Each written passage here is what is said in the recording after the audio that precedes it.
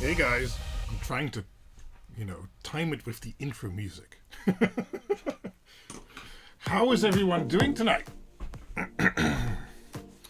I'm looking forward to this stream. I've been wanting to continue building the server all week, so now I get to.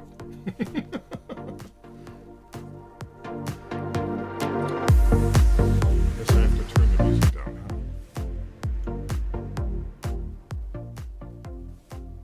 That should be okay. A little bit more. There. How is everyone this evening? Who's here? Nigel Young. Hi guys, part 2 on Node server. Pardon me. This will be good. And Dutchmaker says, too early, but he didn't sleep much. So hello there, Alexander Nikitin. And Jacco Wies is here, nice.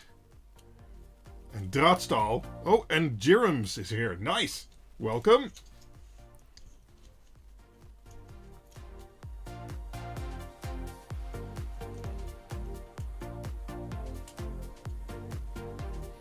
So let's wait for a few people to show up. We're a bit early today. I was ready. It's like, let's hit the button. 4 a.m. here. Oh, on our way to my girlfriend's town for Chinese New Year. Yeah, that is starting very soon, or already has started, depending on where you are, I guess. Cool headphones. I've had these for years. They were a mass drop collaboration. They're okay. Little Papa John is here. Nice. Hello, Quinn, says Mikea 1821. That makes you very old, sir. Yes.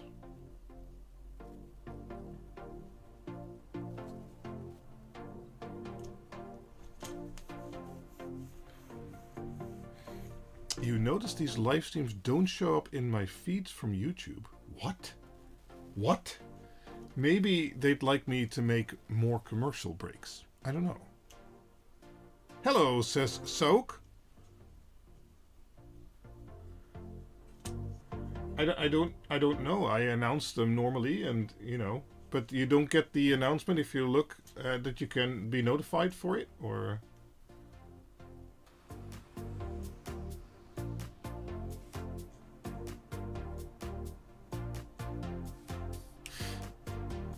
Same here, also don't show up. Huh. So all of you guys got notified through Discord then?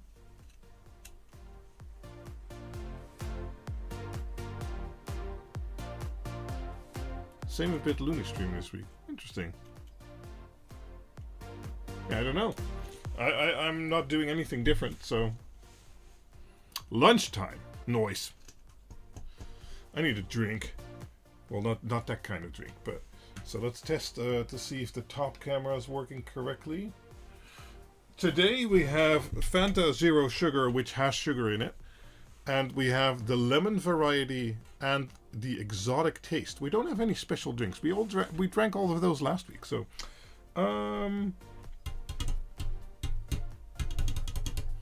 It'll be lemon today. Or right now.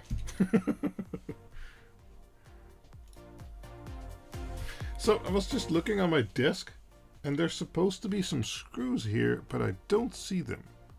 So I wonder where I put them. It's interesting, right? Because I know we're going to attach the motherboard today. Oh, got something in my eye. Attach the motherboard today, and you get those screws with those isolation rings with that. For that. Oh, I need to clean up. And, well, I don't see them right now. So I do knew where they are. Let's see, this can go. So let's see which box I put them in. Are they in here? No.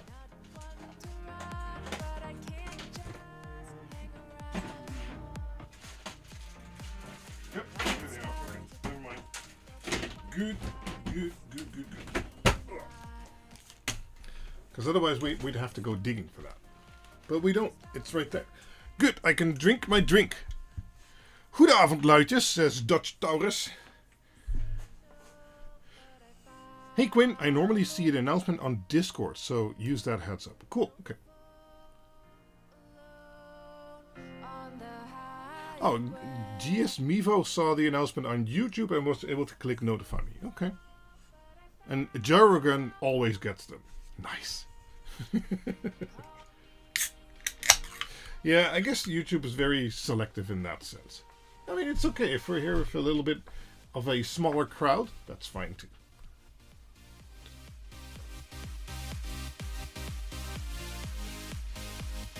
Is it magic smoke time? Well, last time we built a server, made custom cables, and integrated a buck converter into them.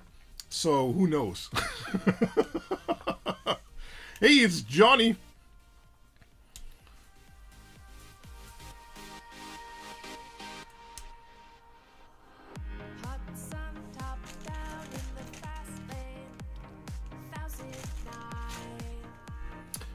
Goedenavond, Boel Salstraat. Staldraat. Okay. I don't speak Swedish, I believe. What kind of webcam do you use? It's so clear. Well, I use a Panasonic Lumix S2 with a prime lens with a 4K 60 capture card, which then for YouTube is downscaled for the live streams to 2560 by 1440. And I have lots of light hitting on me, and it's a kind of a studio setup. So all those things contribute to it looking as it does, because I like it to look good too. But you need like a few €1,000 setup for that. So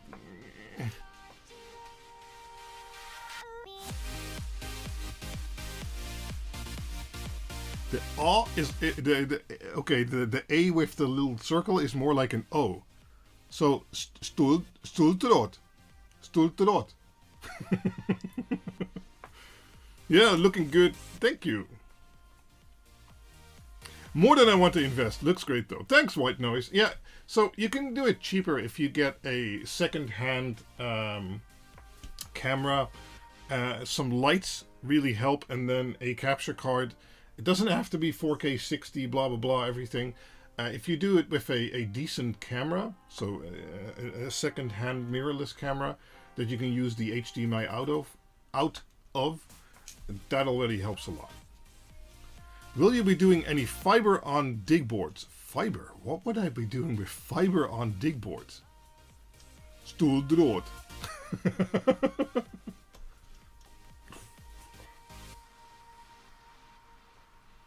Fiber. You want to go a few kilometers, or?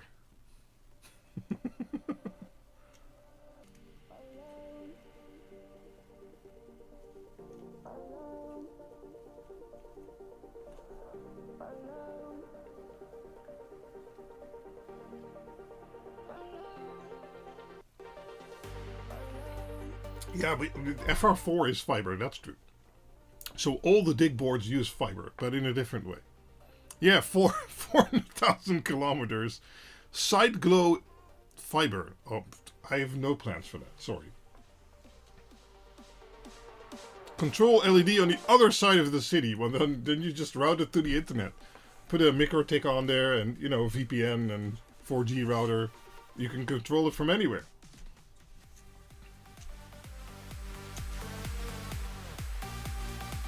So, even though this January we haven't done much LED content, we certainly do have more LED content coming up. And I'm going to share something I've been working on for the past few months, or something like that, for the first time later at the end of the stream, which is going to be really exciting. So, yeah.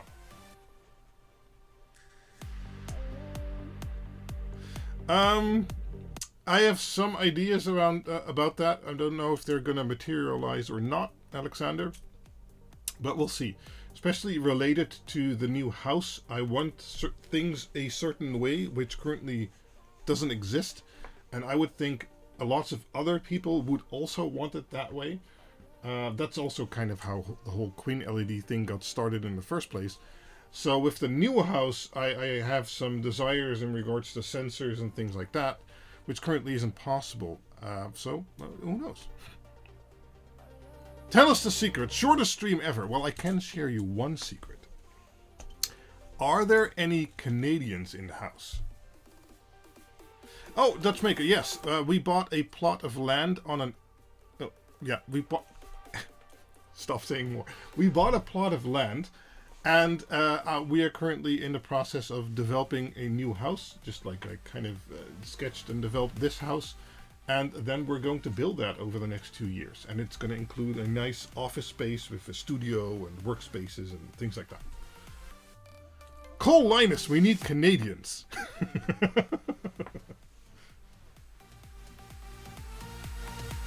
It's not in Brabant anymore. No, we're moving slightly up. So, wasn't my preference. I like Brabant, but yeah. Couldn't find what we were looking for over here, so in heart I'll still stay Brabant, you know. Can't get the Brabant out of me. Jongen. No, it's not Amsterdam. No. It's more in the middle of the land. It's below Utrecht.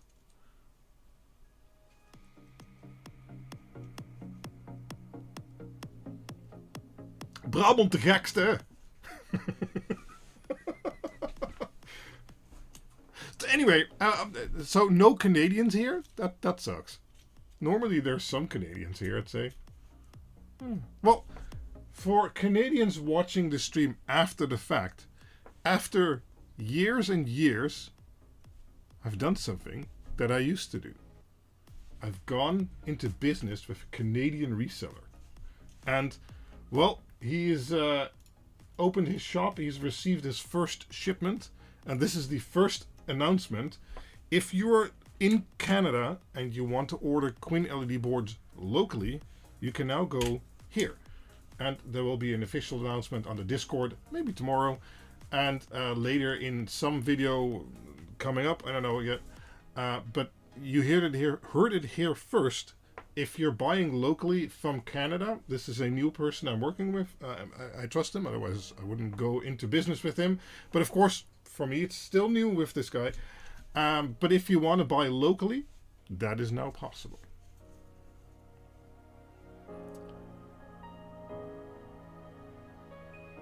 Maak een geintje en je woont in Nieuwegein. Wat? No.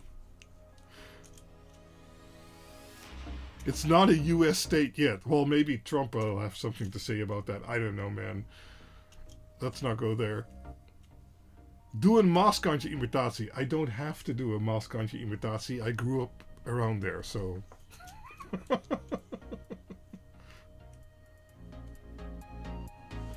So yeah, a new local Canada shop. I'm really excited about that, because people have been asking for years. I was kind of burned and bummed out because of what happened last time. Let's not make a repeat of that. And yeah, if you're in Canada, show this guy some business and let me know how it goes.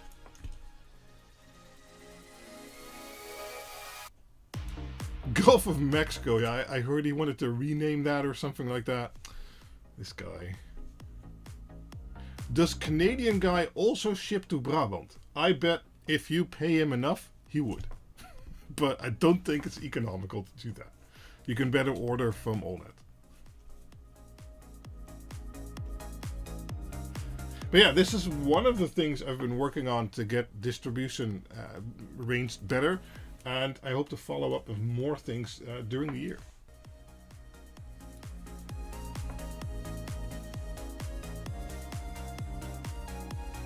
Nope, still a work in progress, Jaco.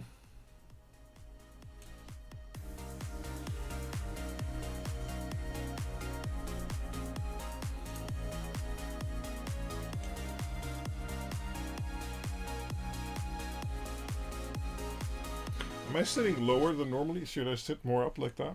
I don't know. I guess you can see the LEDs better. About your house, is it going to be built as the WLED logo or the Intermit.Tech technology logo, or is it going to be a normal layout house? It is going to be a Quindor layout house, combined with input from my girlfriend, of course. And, yeah. I hope to make videos about it as we progress, so then you'll be able to see the layout. I don't think it's going to be very extravagant, but I'm really excited about having a separate building on the plot that I can just use for business purposes, basically. Because I've really, really grown out of this space. So yeah. Oh, Rob Gils is here. Good evening.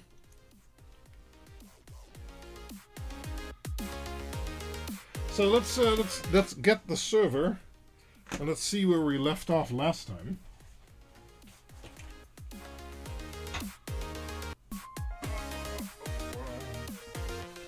So here it is.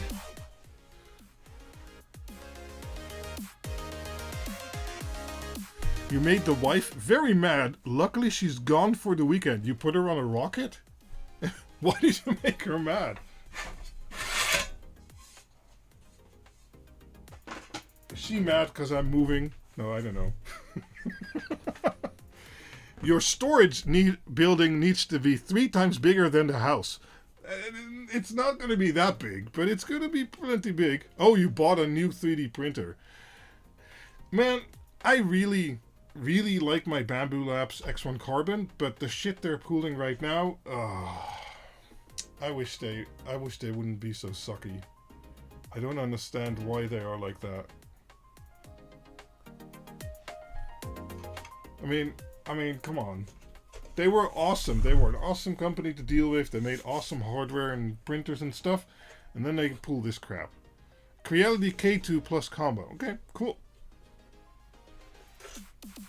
So one of the things I forgot to do last time, and we already screwed these in, which kind of sucks because now I need to remove them, is I forgot to put fan guards on this side, which I still do kind of want to do. So while we're talking, we're gonna do that.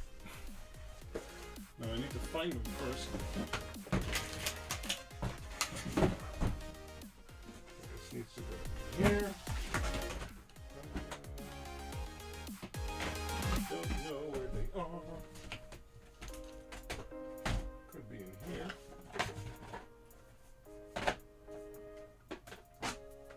They are not. They are not. Are they in here? Oh, they might be. Hold on. Oh no. So we've got these fan guards, but this is 120 millimeter. We already. Oh wait, we're gonna need those, so that's fine. But then the 92 millimeters can't be that far away, I'd say. Yep, here we go. So these are, well, they call them 9 centimeter, so they call them 90 millimeters on the website. But in reality, they fit 92 millimeter fans just fine. I worked this afternoon to update the hardware article and also release most of the articles on the Intermediate Technology blog website. I really need to get that URL changed at some point, but it's difficult with WordPress and things. Anyway, so if you want to have the hardware links, follow the links in the description to the Intermit.Tech website, and there you'll find a description or an article with all of the links to the hardware. So for right now, it really pains me, but we need to remove the fans because otherwise I'm never going to get it on there correctly.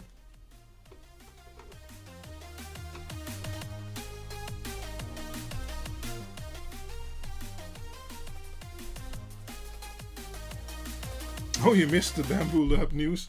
Yeah, they're trying to pull a shitty vendor type deal.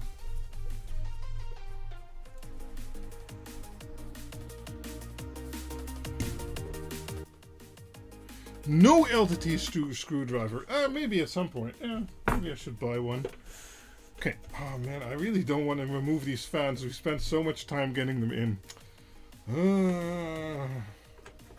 But you know, I'm only going to build this once, so better do it right.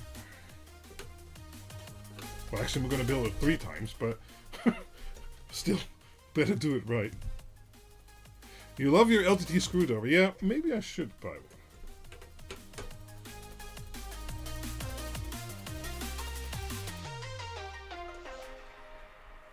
Can't tell the wife that either, though. Aw. Come on, man. You need to be able to share your hobbies with your wife a little bit. She has hobbies too. Those also cost money. I mean, it's okay.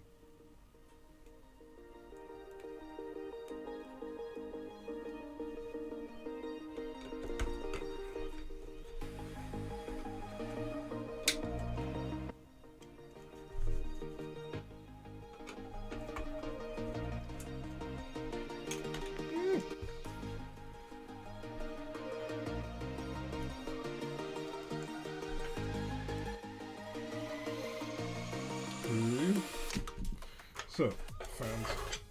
Oh, okay. I already put them under the power supply and everything. Jesus. Okay. We need some fan screws, like this type. We have another baggie here. Okay. Yes. Okay. So we take the 90 centimeter ones, but that's fine. Now, preferably you do this before you put the fans in the chassis. They are slightly bent, so there's a little raised edge here. So I tried to put that on the outside, like so. Like so. And as you can see, although this is the 9 centimeter version as they call it, they fit fine. So.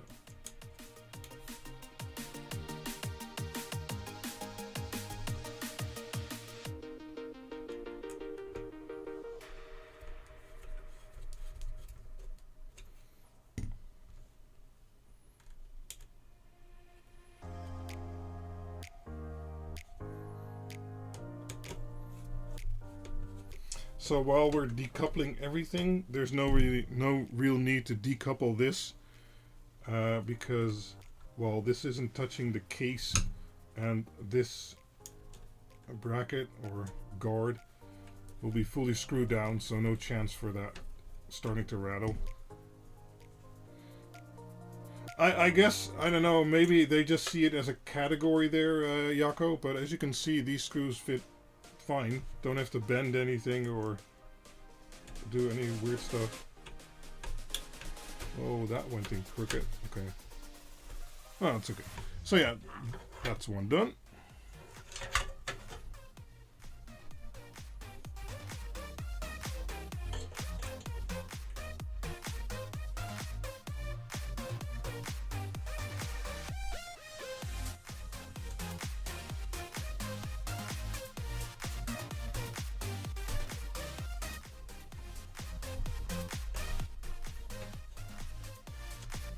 I mean, it's really an optional step, but I like having the idea that even if a wire would come undone for some reason, Well, it won't get stuck in the fan, so.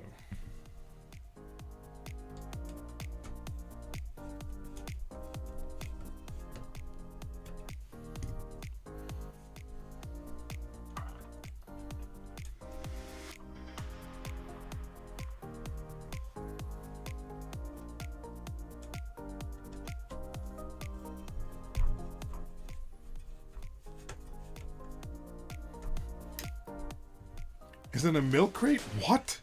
No, it's not a milk crate.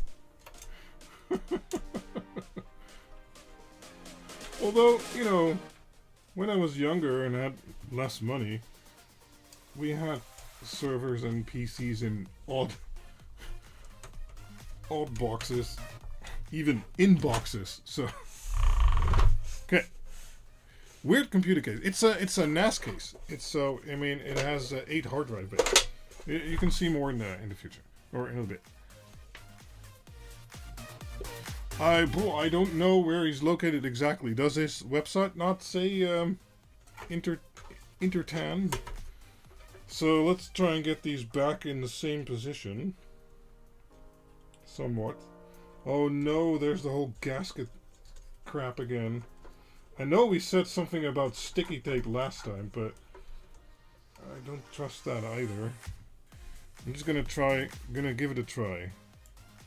Where goes the RTX 5090? Oh, no, this is not a compatible chassis.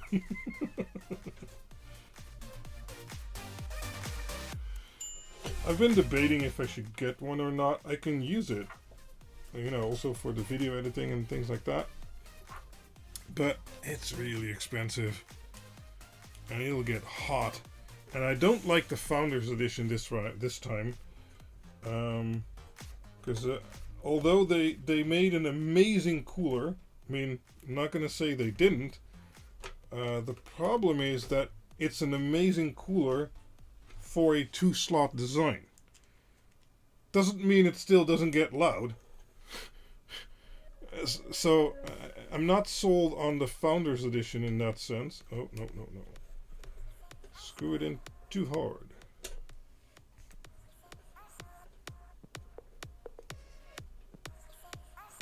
$60.90. No, I waited. I had a $30.90 that's been sold a while back. So I could get a $50.90 and then move another video card to my streaming PC here, which needs it. I'm just not sold on the Founders Edition, so I'm gonna wait for the reviews for the third-party editions, and I think those are gonna be more to my liking, and then I'll think about getting one. But it's so much money. Then again, I only upgrade every 4 or 5 years or so. This is not working. These are done. For video editing, get a Mac. Yeah, no.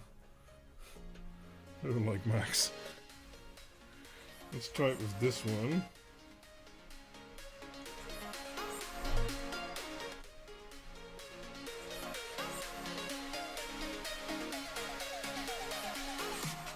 Okay. So, let's see if it can still spin. I need another one. Yep, that's fine. So I need to do the other fan first to make it all fit together.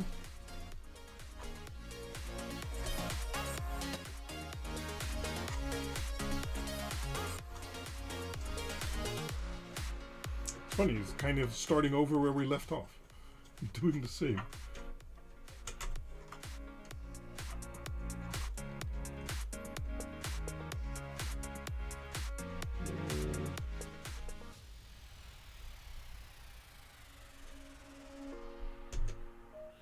There. Later, Johnny. Have fun.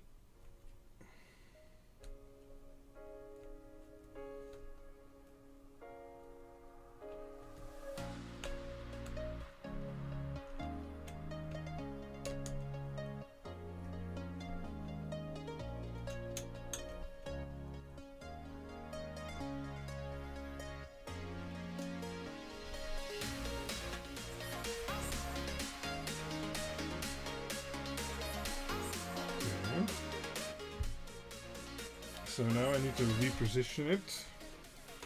First need to reposition this. I know you can't really see. I'll try and show you in a minute.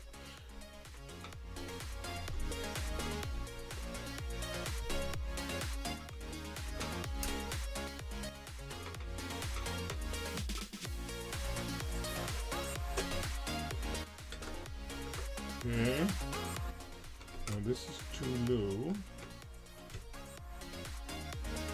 There.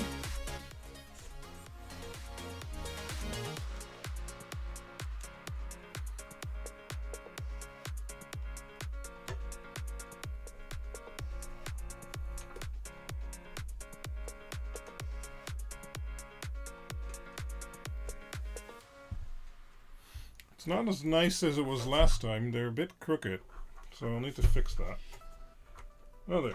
Okay, I can still fix it. There.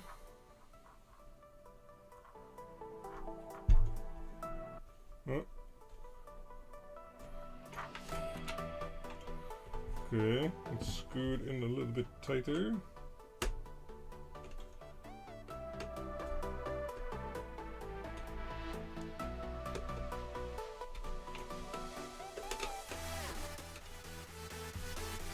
Yeah, that's better. So now for the last screws. So currently it's looking like this. Oh wait, these are not the same height still. There. But when we have the third screw in there, that'll fix that. So we need to align the gasket again, and then get the last screw in there.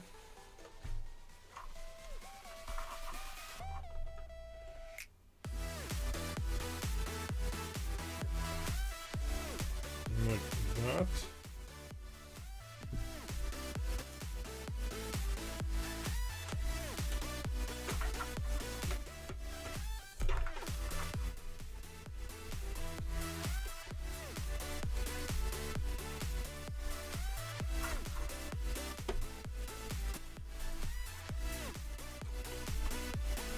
Okay, yeah, with the third one in there, it's in tight, so that's good. So let's get these gaskets fixed.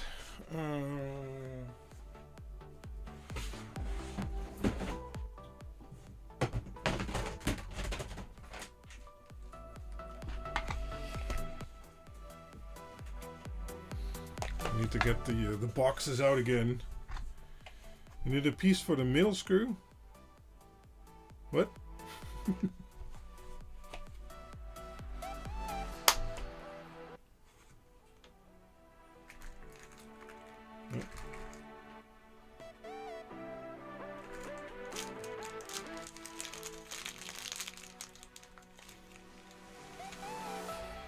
Yeah, I think I can use this together with this and then this. So a nice triple stack kind of idea.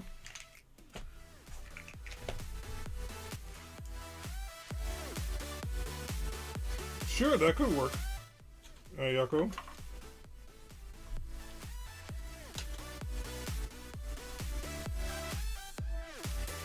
Yeah, granted, what I'm doing here is kind of overkillish times 2.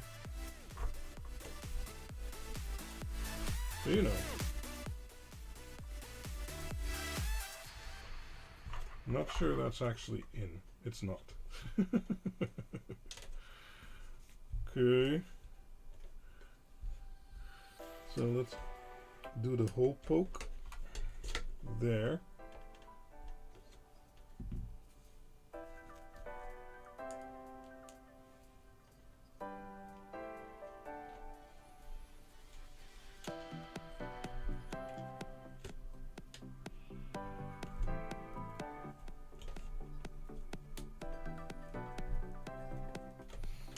Nope. Had trouble with this last time too. Okay, so like that.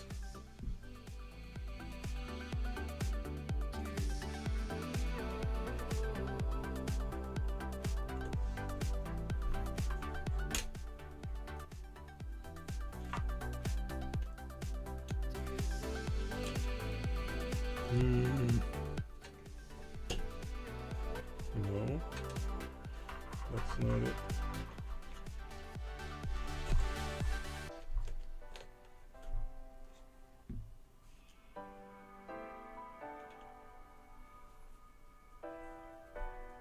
There, got it.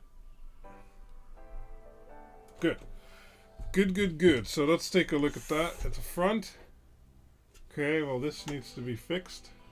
So if we look at the front, we can see the gasket, that needs to be fixed.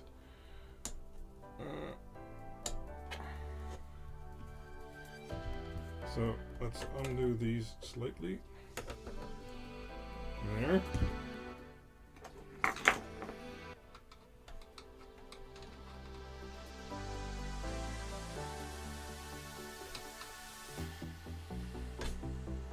Come on.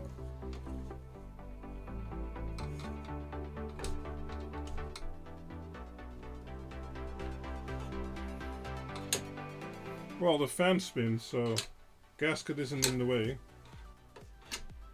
Okay, so let's tighten these up again.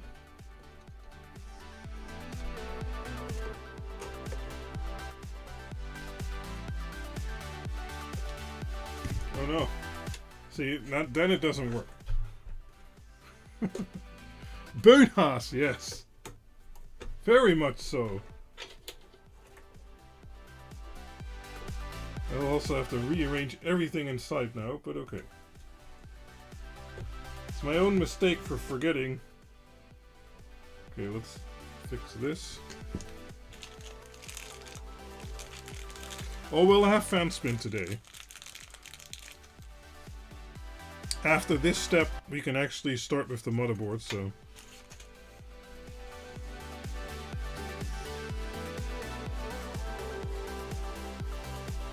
Okay. New washer.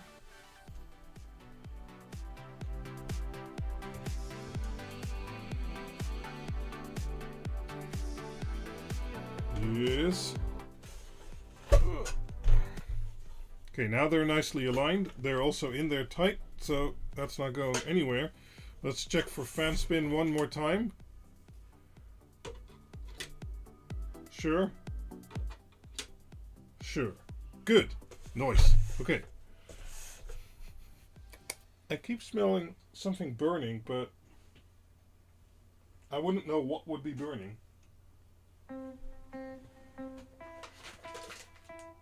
Yeah, I don't know. Odd. I mean, we haven't turned this thing on yet, so this can't be burning.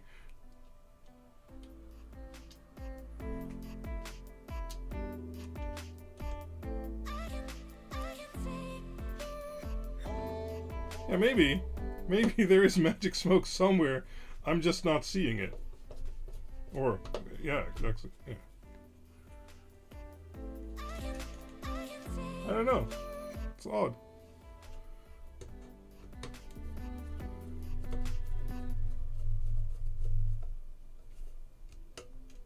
Okay.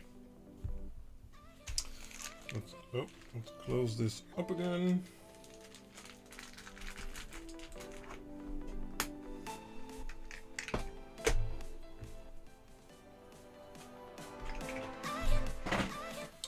Good. Now let's fix the mess in here, because of course the power supply and everything moved because I was pulling on the wires. But in theory, this should still go beneath here like that. We need to get this like so, and we need to get fan splitters. Let's get the motherboard cabling out of here for now. This can go out of here for now. This can go up here. This too. So we're left with a lot of fan cables that we need to hide, and those go under the motherboard. We did the SATA cables last time, so that's good. We have the buck converter here. That also kind of came loose. That's okay. We can just push that back in. So, okay. Okay, so these can go outside. Cable spaghetti, yes. Okay, so we need to get some fan splitters. Actually, we need to consolidate. No, these we need to leave longer for when we take them out. So I'm going to put a klittenband, a hook and loop tape,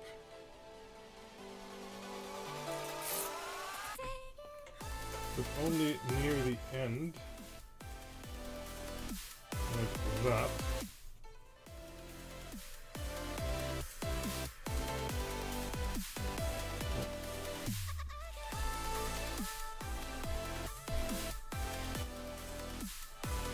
Okay.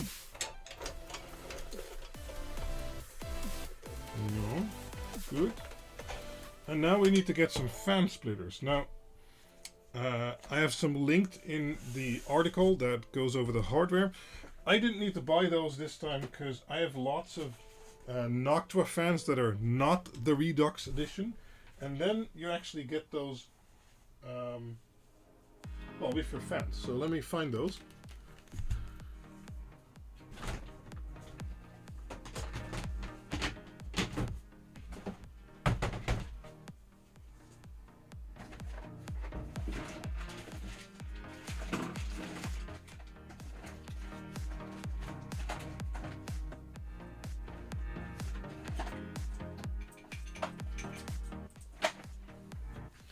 There.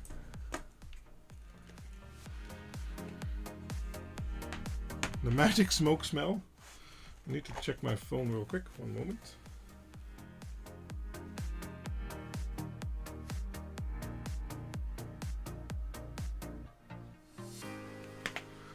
Okay.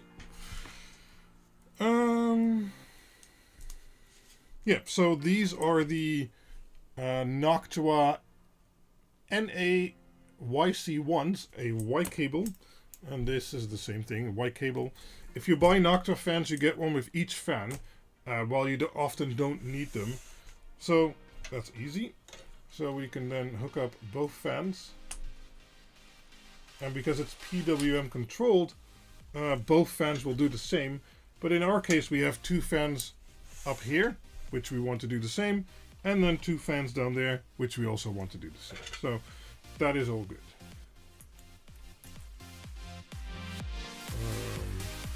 There.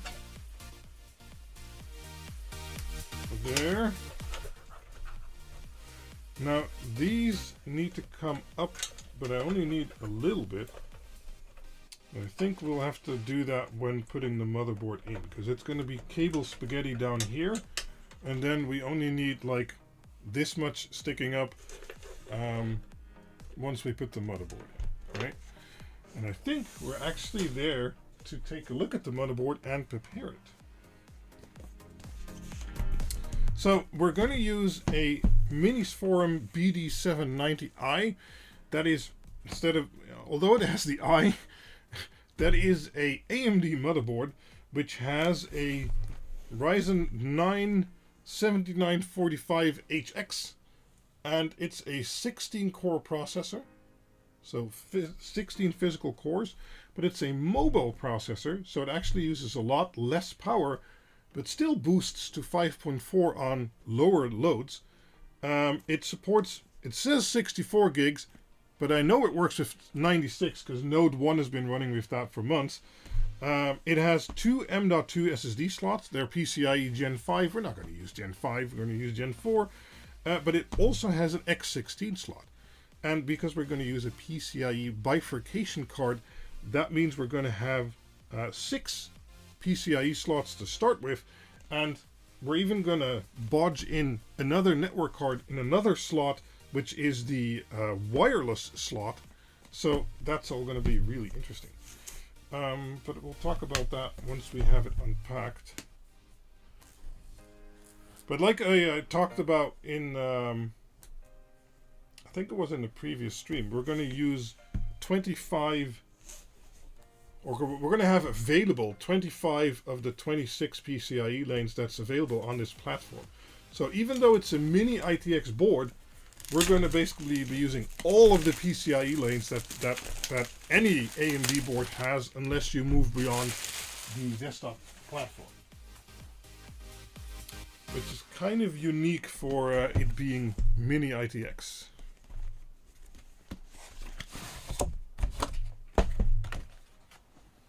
And, well, it's also the perfect combination between energy efficient, because it's a mobile processor, and high performance. So I really like this this option. Now, I wanted to get the SE version of the motherboard.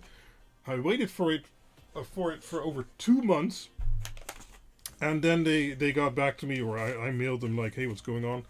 Yeah, we can't deliver it. So I actually got a discount on the normal version, because I did still want them. Now you get a Wi-Fi antenna. We're not going to use that. We do need all this. And I/O plate. We need that. And then the motherboard. So let's put this back. Whatever.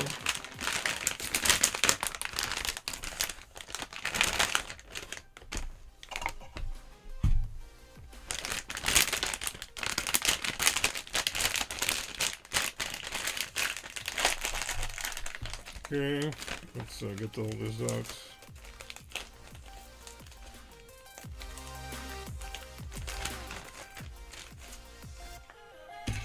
Okay. This can go back in the box, but we'll have more that goes back in the box actually. Because one of the first things we're going to do is we're going to remove this Wi-Fi card, because we're not going to use it. So let's first unscrew its back connectors. We're probably going to need a little there, because they have a little ring on there which you need to take off. Like so. Because in testing, I found that the Wi-Fi slot on these cards is at least Gen 4. It might actually be Gen 5. I don't have a way of testing that. But it's at least Gen 4. And PCIe Gen 4 times 1 is actually plenty of bandwidth for a 10 gigabit card.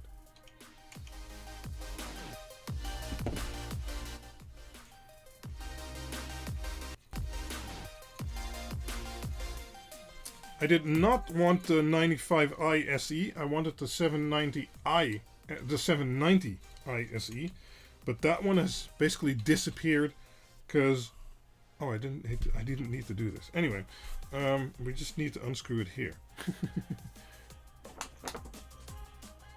Because that one had a slightly slower processor, which was fine. 200 megahertz. I don't care about 200 megahertz with 16 cores. And it wasn't PCIe Gen 5 but Gen 4, which I don't care.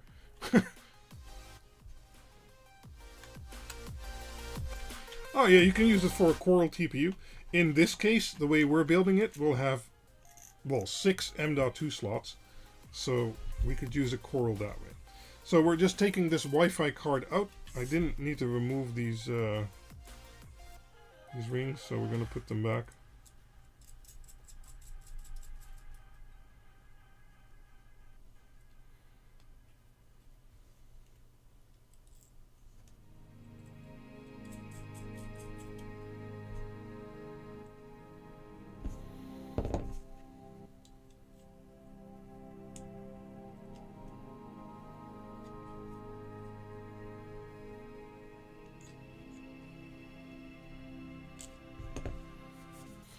I think I'm going to put the screws in here, because we're not going to use those screws either.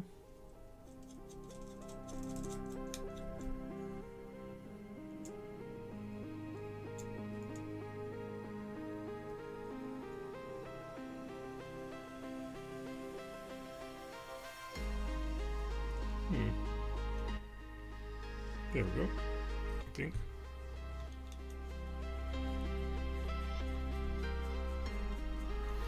Okay, so that's the Wi-Fi card, and now we have an A+E slot available.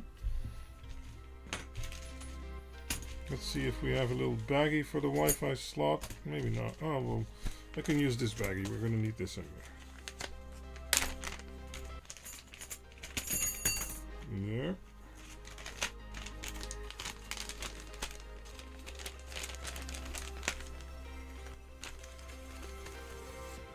Let's put that in the box. Okay. Let's see. Then let's install. Start with installing. Well, we can start with installing the faceplate. Can we? We can't sit on the disk anymore after that. No. Okay, we'll do faceplate later. Let's install the SSDs.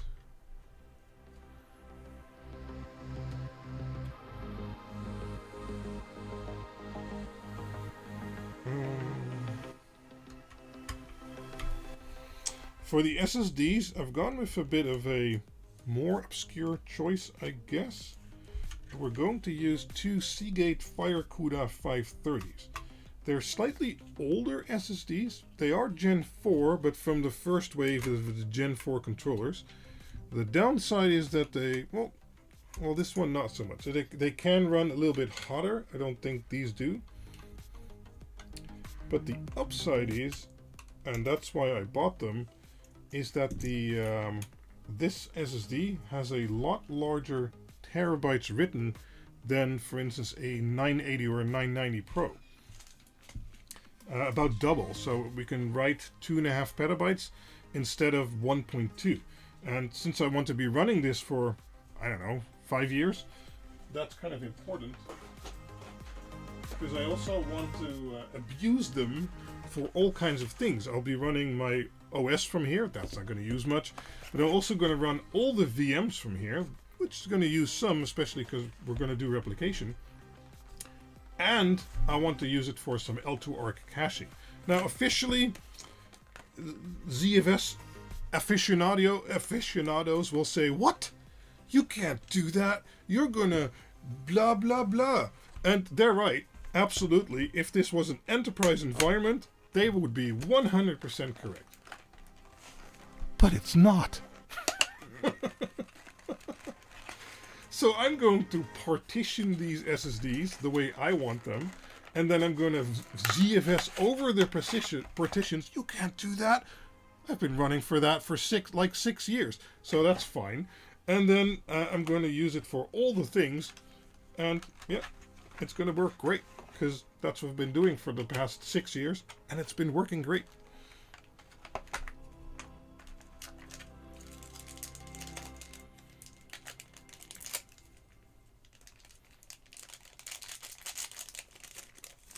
Yeah, so Seagate FireCuda 530s, they are still Gen 4, but they're maybe not the most cost-effective or fastest or whatever, but they are very long-lasting, and that is what I found most important.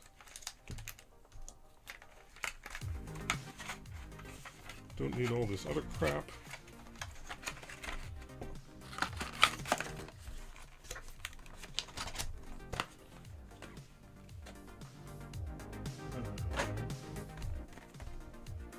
Hey there, Andrew.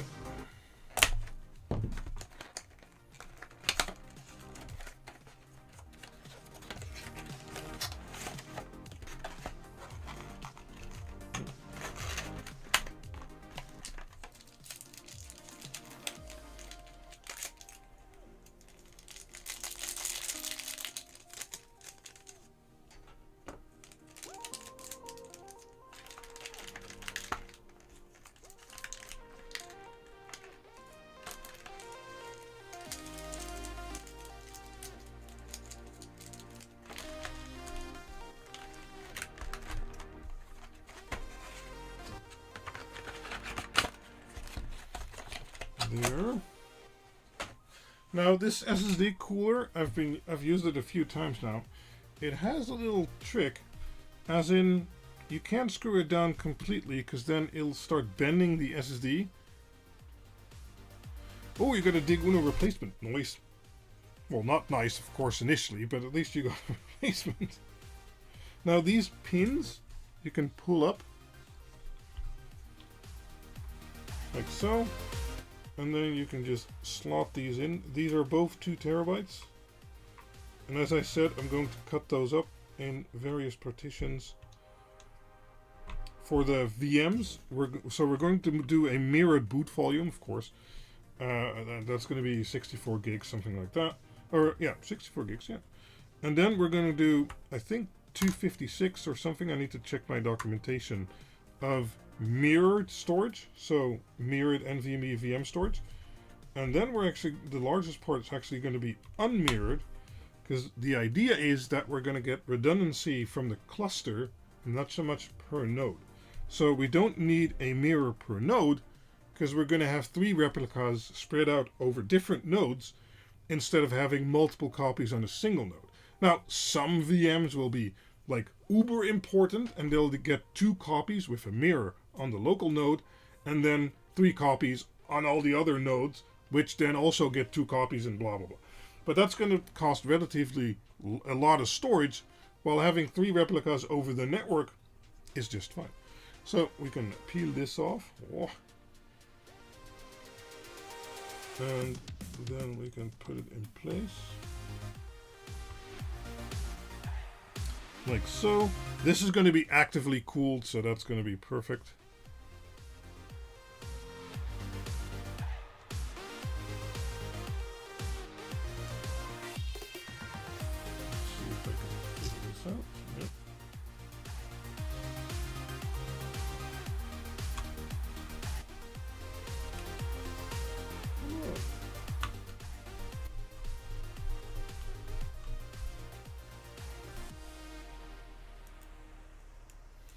Now, as I started saying, for some reason this cooler, I don't know why, but you can't screw it down completely because it'll start bending your SSDs. So let me check.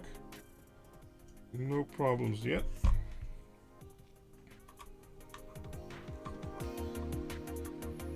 I think this side can go down most. No, we're already experiencing it. There.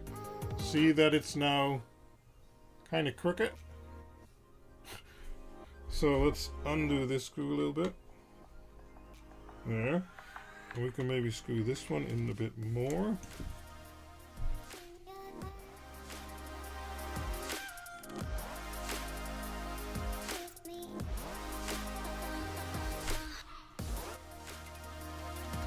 I think that's okay. Yeah, the most important thing is that it's not bent too much, right? Okay, so that is the SSDs done. Now, normally I'd say, okay, let's plug in the memory, but the memory is located over here, and all the other cables are also located over here, and then I need to take it out again once I am trying to fit all that. Let's get the PCIe riser here, or the A+E riser. Oh, I wonder where that goes. I think they're in a box. Nope, this is power supply stuff.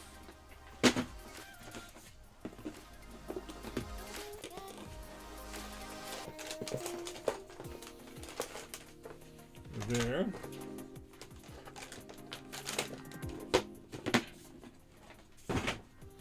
So this is a riser from A+E. So yeah, A+E to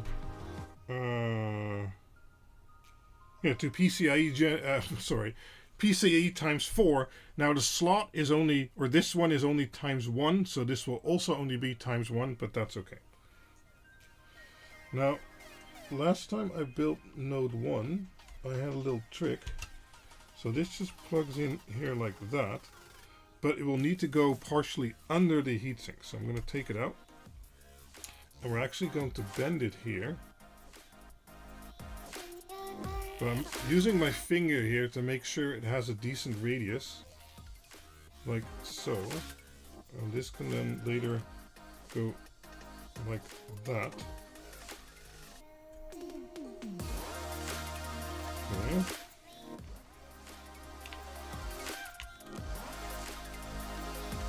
See, this plugs in like that, and now we can kind of fold it flat so that it fits under the heatsink. Looks off. What looks off? we need a zip tie, because I'm going to put a little bit of pressure on it, but not too much.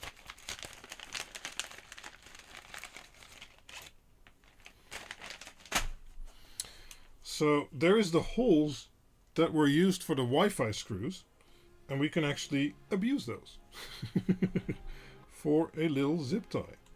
Now I didn't use these zip ties because these are too thick. Oh, you can't see, but I just spilled all of them on my desk. Damn it. Let me try and gather them.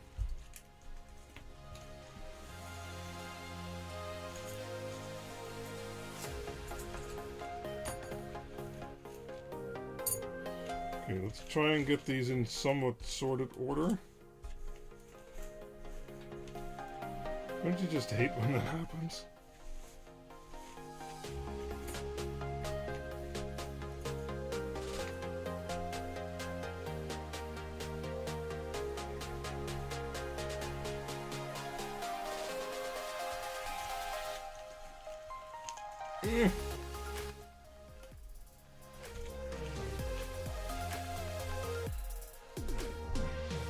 Okay, now I need a few, that's fine. Let's get these back in the bag.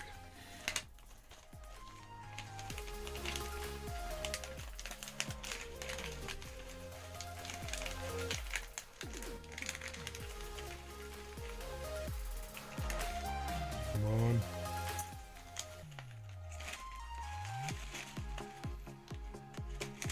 Well, in the bag enough.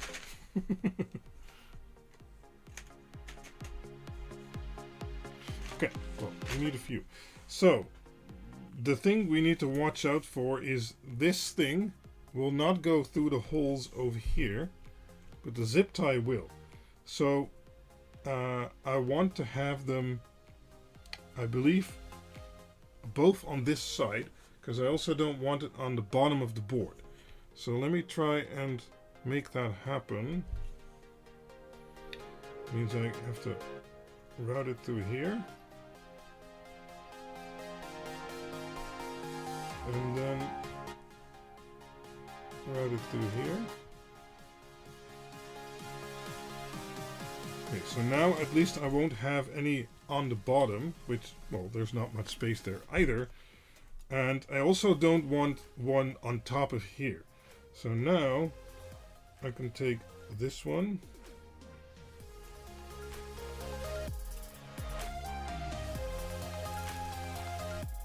Thread it in. No. Oh, no, that's correct. Correct. Thread it in lightly like that. And then over here, I need to get it in also. Nope, not too much, because it still needs to go over this. Oh no, did I do it too much? No, it's okay. Now I don't want to squish it down too much, but it needs to go over there, because I don't need it to push down on the card itself, because that would be too high again. But like this, it's just gonna give a little bit of pressure to keep the cable in there and the card not coming out when you wiggle the cable like that. Only ties. I'll do it a little bit tighter.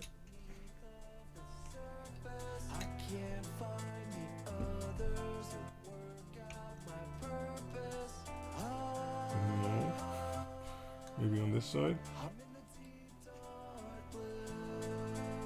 Yeah, okay. 2 ticks.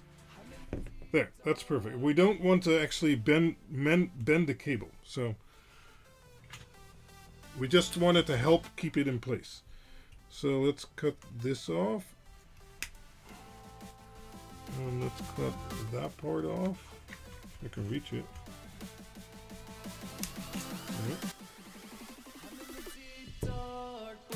There. And now this will keep it in place without really, well, bending the cable that much. Right? So it's only to make sure it kind of stays in there. like that. Right? Okay. Good.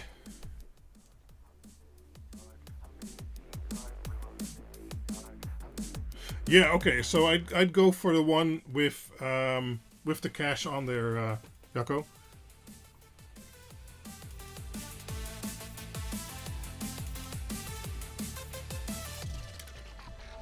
It might depend on host caching. We're going to do that anyway with ZFS, but yeah. I don't believe we're going to need the power adapter. That is if you have more power hungry cards, but we're just going to have a 2-3 watt 10 gigabit network card, so that's fine. Okay. Now, I believe these were all the things we needed to do. Oh, we need to mount the backplate before we can mount it into the case. The screws are already out. So there have to be screws somewhere.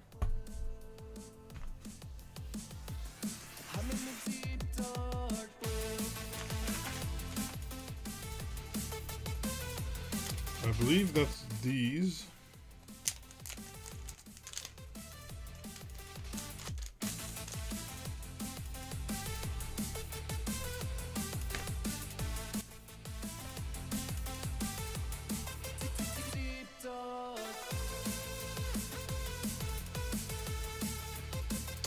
Really tiny. No.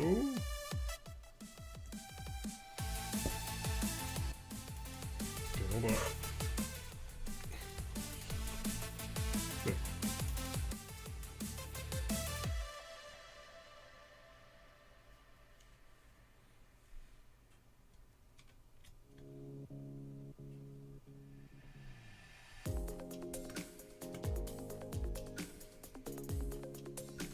There, that's one.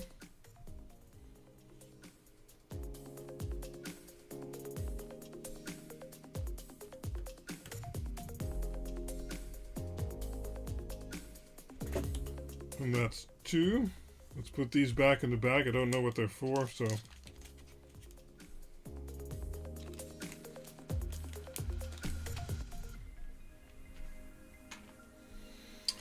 Okay, so now comes the interesting part. We're going to try and fit it in here, but all the cables need to stay underneath. Okay, so let's move this slightly.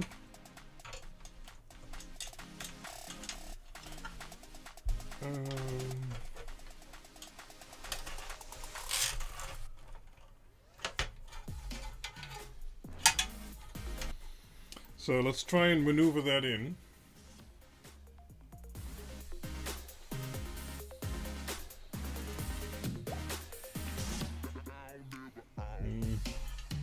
That's not going to be an easy fit.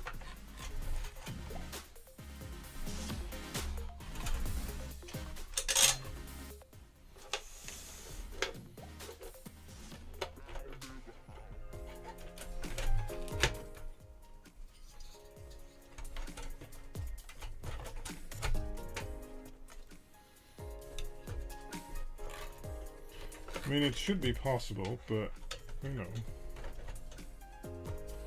there is only so much space. Okay, power supply needs to go back more.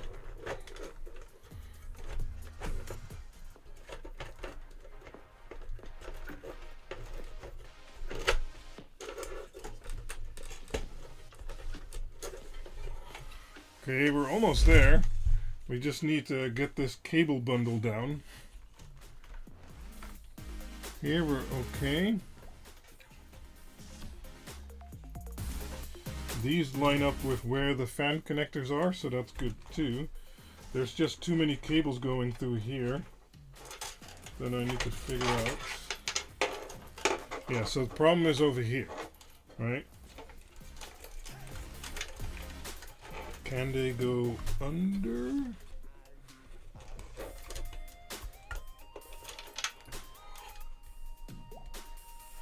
I guess they can go under. Let's see. Yeah. it's lining up properly. If they can go under here, that's fine. And then this goes here.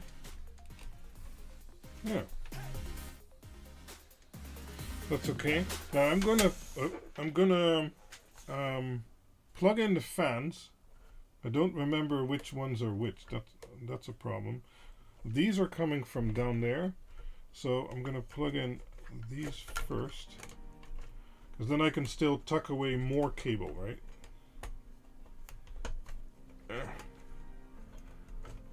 There, don't need all that. And then the same for these. Twist it around.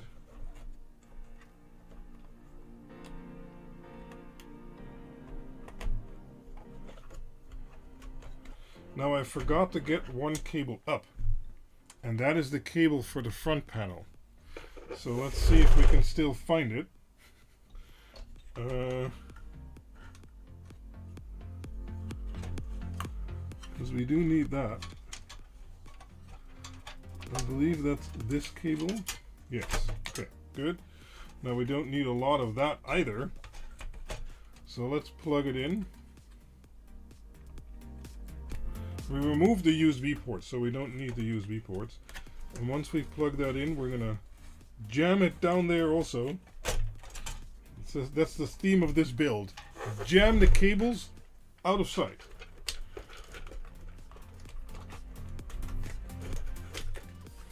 There.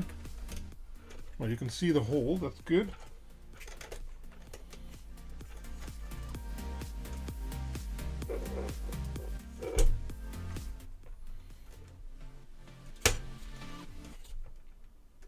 Yeah. If it's down, it's down. Let's try and get these out of the way a little bit.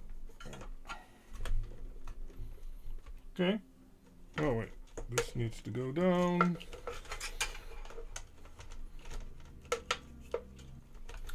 We had that 12 volt cable that needs to go in between the power supply and the chassis. There. Okay. Now we can push it there. Yeah. Good.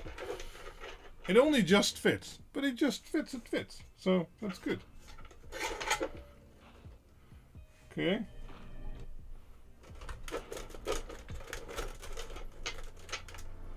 Yep. That's fine. Then we need to screw it down. I mean, it's a bit bouncy, but I think that's okay. Where's the baggie I just found? Yep. I'm going to use the screws that came with the case, because they have these insulators. I don't know. Don't think that's really needed nowadays. Hey there, Kavik.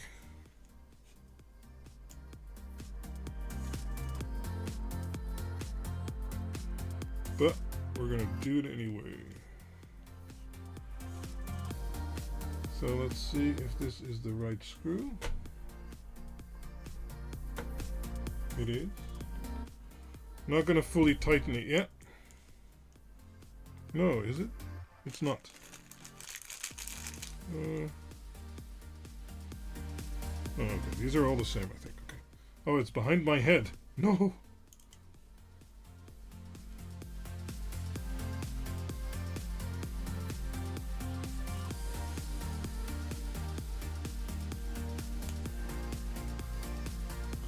Next one.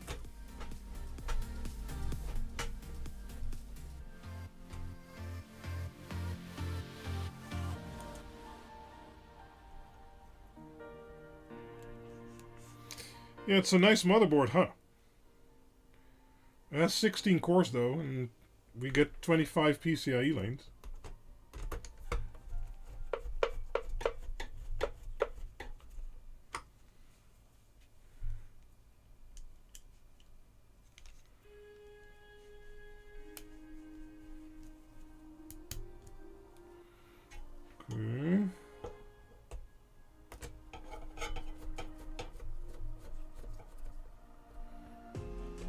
Let's give it some snugness.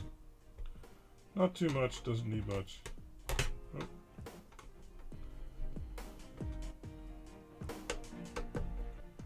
Okay, perfect. That is going nowhere. Okay, good.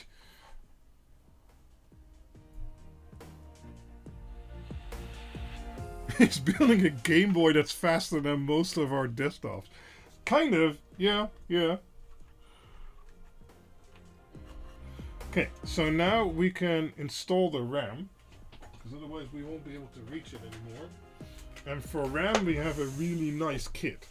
We have this 96 gigabytes kit of 2 times 48 gigs.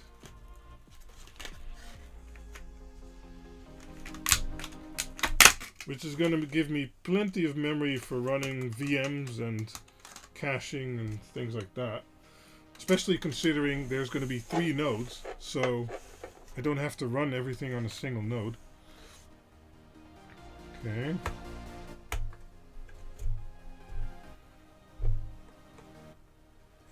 Other way around.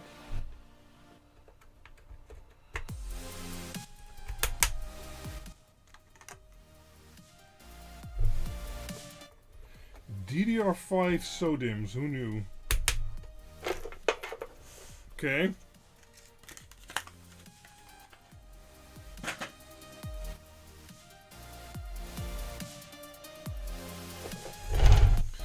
Now, let's see if we can still get the motherboard cables to go where they need to go. I would think so, but you know. In the last build I had my fan connectors more over here. Okay, I can still push them. That's good. Oh. There. Because then I can route away some cables over here later and then push it in. This is kind of annoying. This didn't go where I wanted it to go. One moment.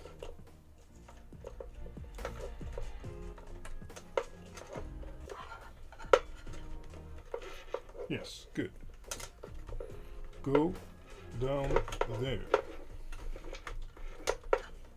Perfect. So let's plug in the motherboard connector.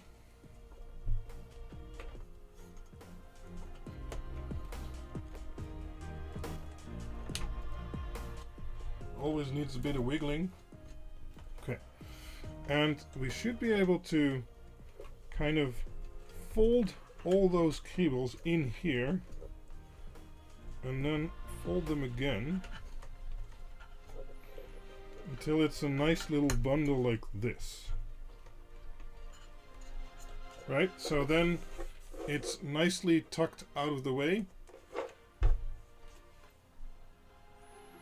And we should now be able to do the same. This needs to go here with the PCIe Express or the EPS power. So you kind of route it and tuck it away over here, and then we can plug it in. And then we can give it the final tuck.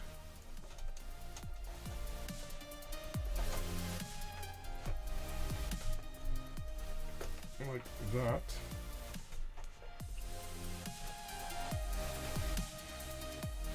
So that it's nicely routed out of the way and not standing up where it doesn't need to go, right?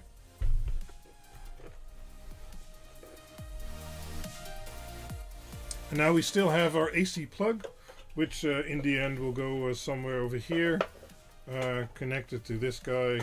Like, I don't know, like that. No, not like that.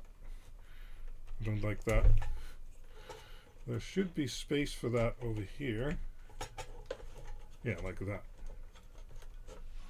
So it can go right next to the fan over here. So you have the AC connection. This can go on the inside, and then that should all fit nicely. Almost like I did it before. Okay, so we have our ATX 24 volt cable connected over here.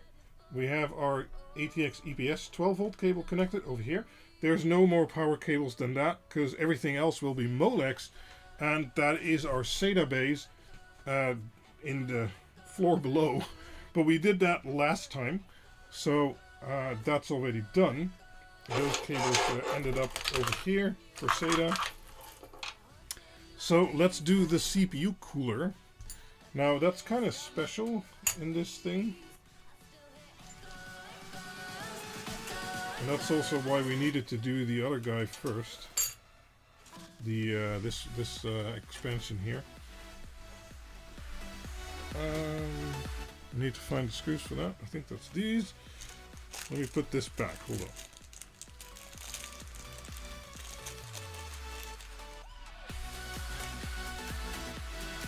All kinds of screws on my desk.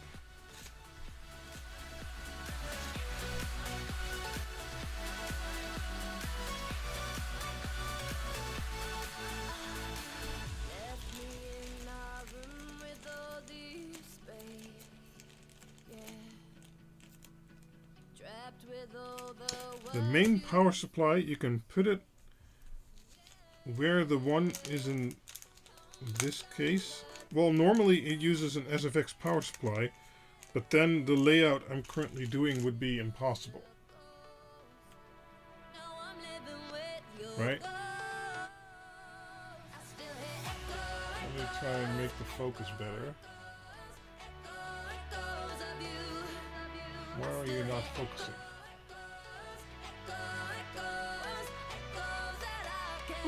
Focus. Hold on.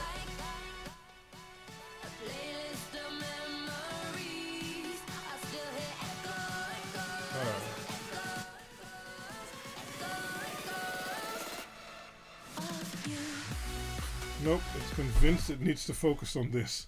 There. Okay.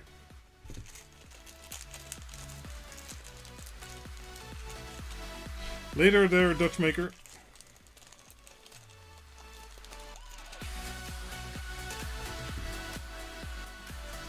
So first we need to screw in this these two brackets, but I never remember if they go on the inside or on the outside. I believe it's the inside, but let me get a fan just to verify.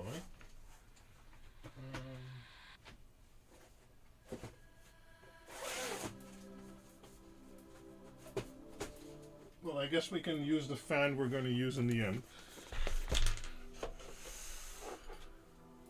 Because that's also a special case, because it's a Fantex T30. Now I'm really Noctua minded because I really love their fans because they last a long time and I don't mind their colors. But this one is actually bigger, and if you run it slower it can sound less noisy. So we're going to use this one. Of course we need some special screws for that because it's meant for 25mm fans, and this is a 30mm thick fan. There. Comes with some accessories which we're not going to use.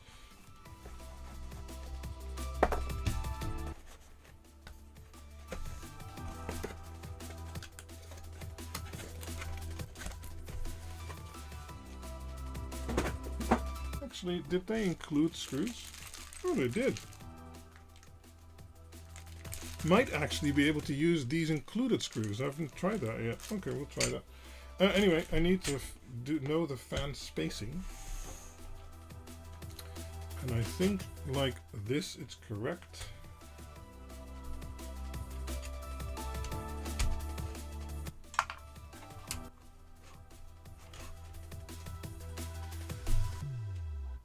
Yeah. Okay, so they go on the inside because now all the posts are in.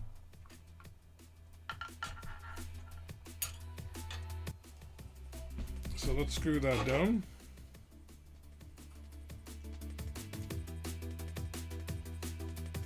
They're really tiny screws.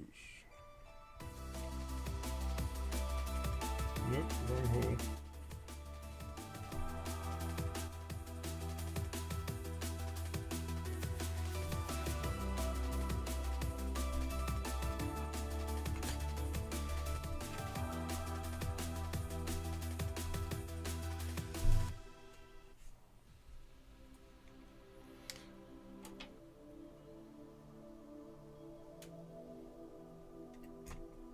So Nigel, what did you mean with the power supply? And currently this is our power supply. You can't use the stock one because that's not going to fit.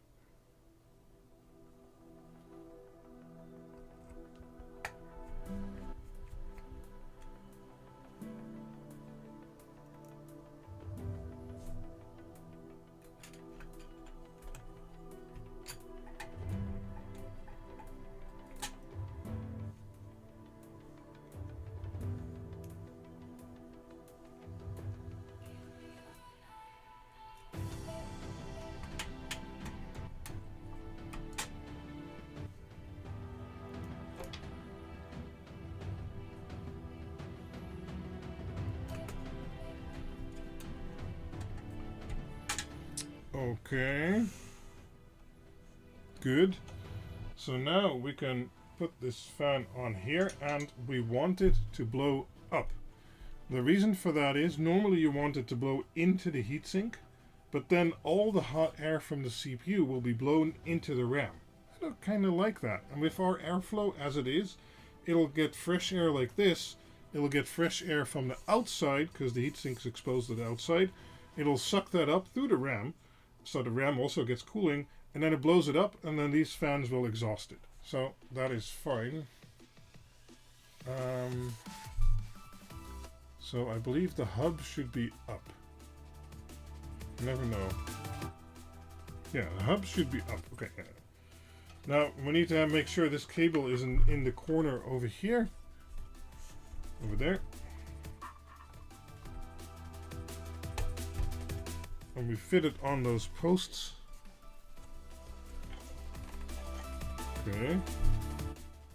And you can see that it overhangs the SSD cooler and also the Wi-Fi slot. That's why I said we needed to install those first.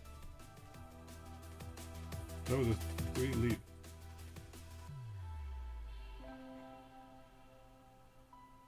Ah, okay, yeah, sure, we can zip tie that over here, or something like that, that's fine. Okay, so we can plug it in, because our connector is right over here. Nope.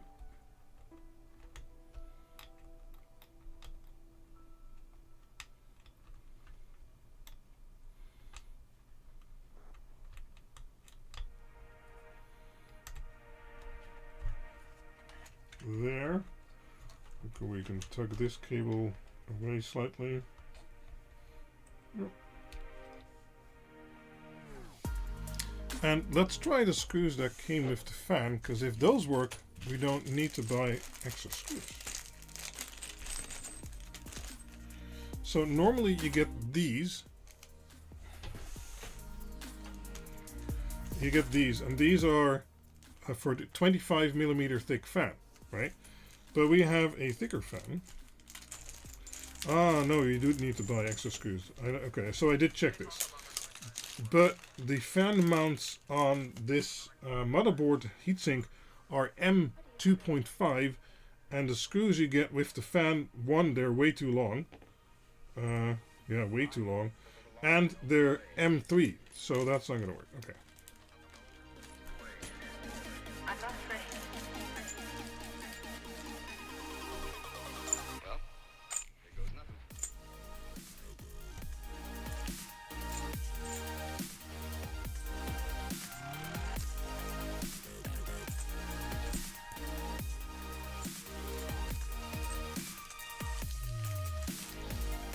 I'm gonna see if I can find where that burning smell is coming from, because it's still here. It's a bit unnerving.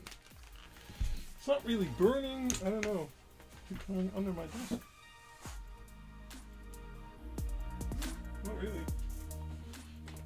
Go here.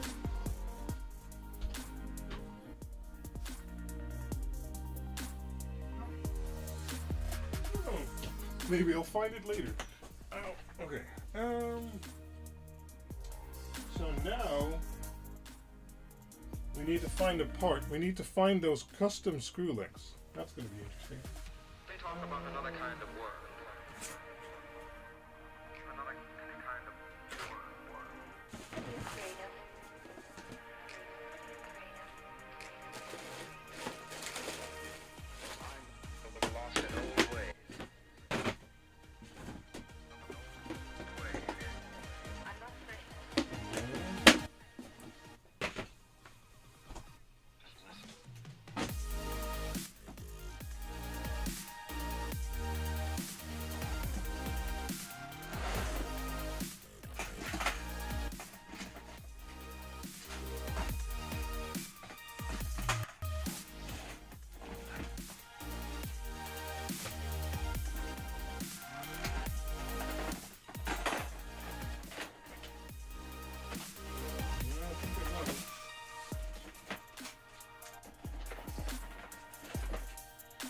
see, because I know I ordered. Oh, there we go. Yeah. I know I ordered M2.5, and I ordered 30 millimeters and 35. But I believe if I also want to put the fan guard on there, so these.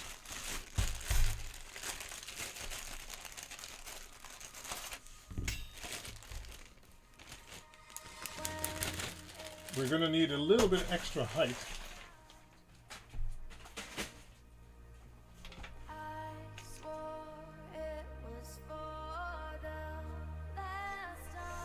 Okay.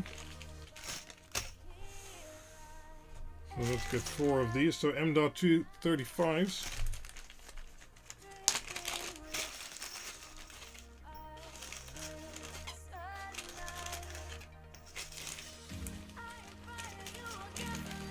And I don't remember, but I think on the other one, to lessen vibration and also to make it fit, because I believe these heads are too small, as you can see. So this is a bit too small. We need to get another washer. Where did I put those?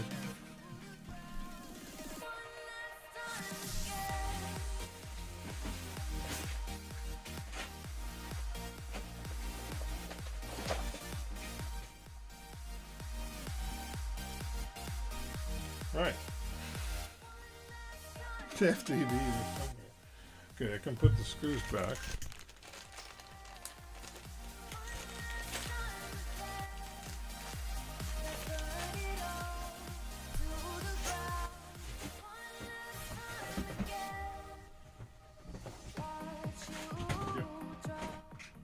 And I'm just going to go for the hard washers because they're soft rubber here anyway. And let's see, something like this. This is the 3x7. Let's see if that's big enough.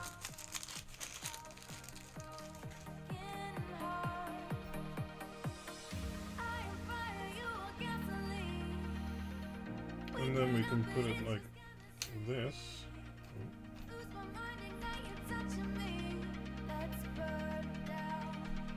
So, like that. Let's do the rest.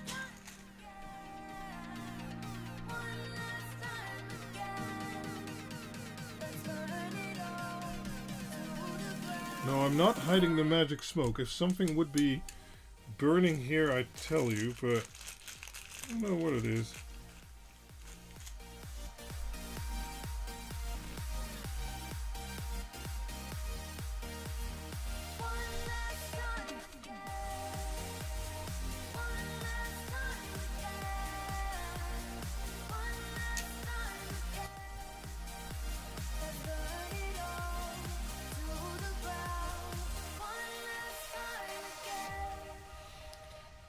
Okay.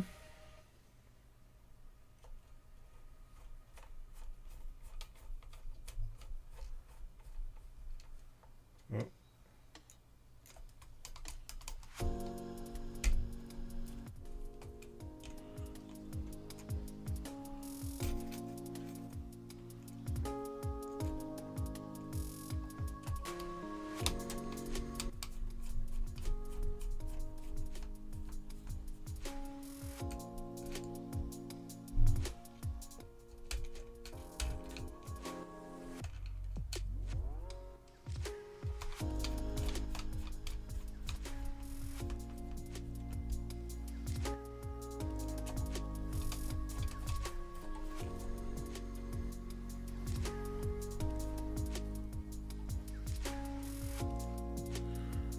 Yeah, well, this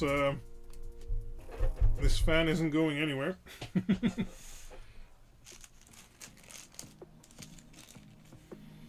And again, it's nicely protected for falling cables and stuff like that.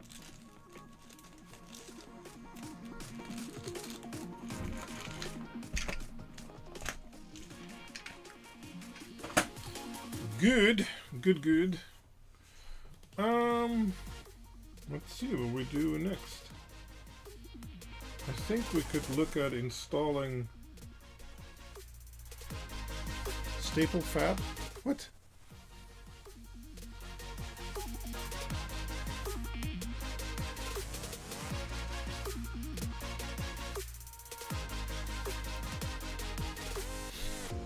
I think we could actually look at installing the network card, because that's actually going to need some case modification.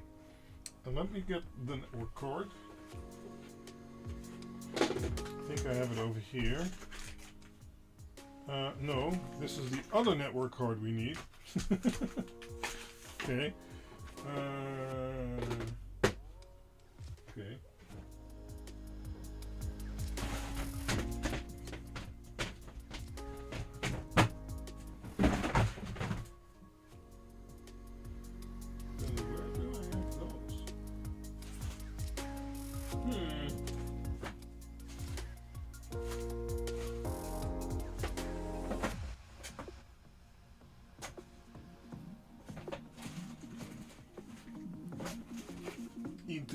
Interesting.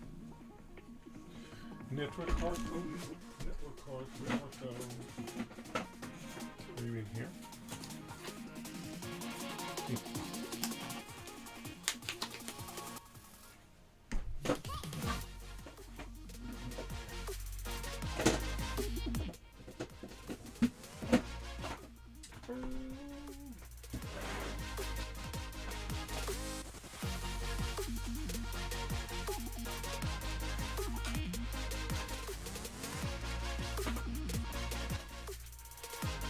We are going to need the zip ties again. Staple fan. Oh, yeah.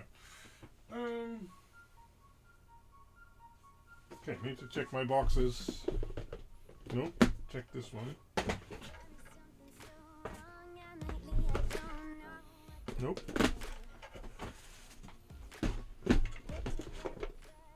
Nope.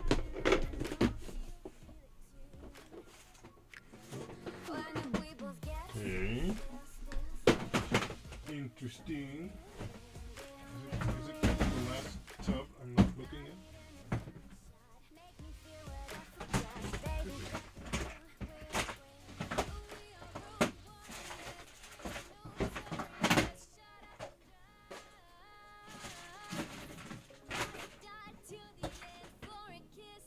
Nope.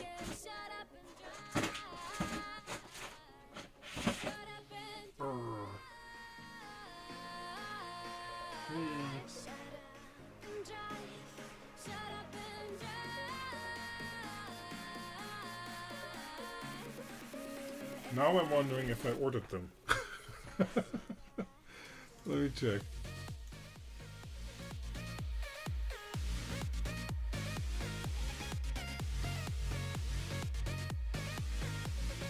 Nick.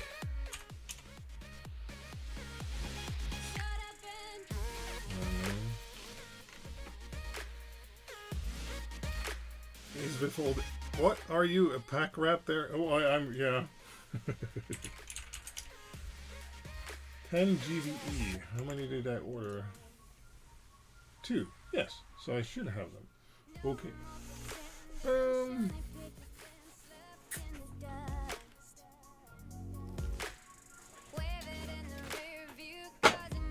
So let's see. These are all SATA controllers. These are all modification parts. Okay.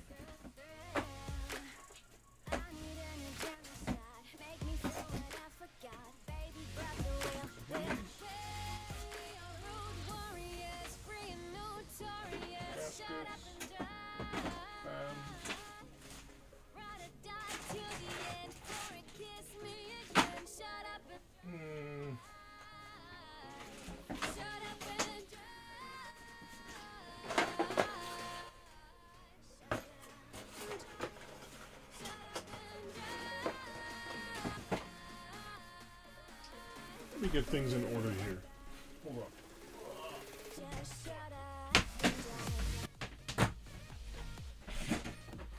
Where are they?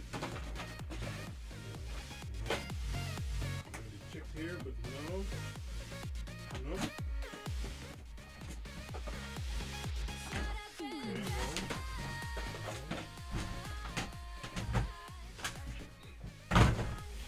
Are they in here?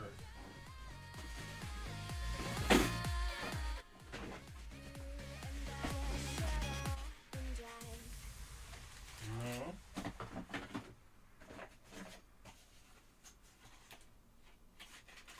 Nope.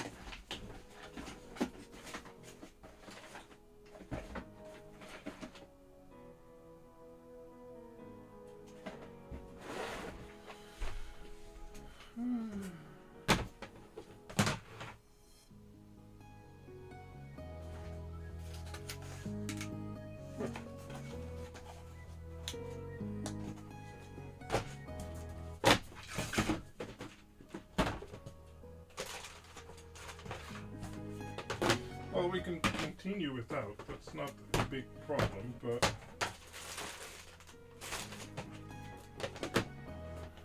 it was a nice modification to do, so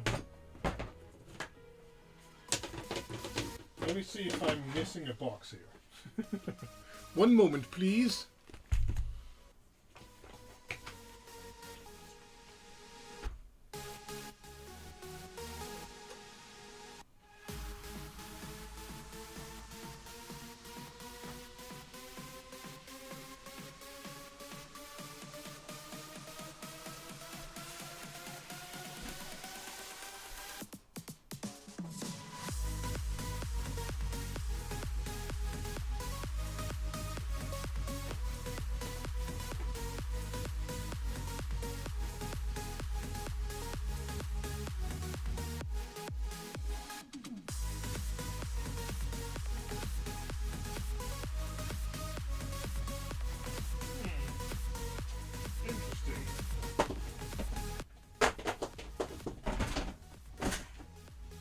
So I know I ordered them. So they're in this house. That's for sure. But I don't know where they are.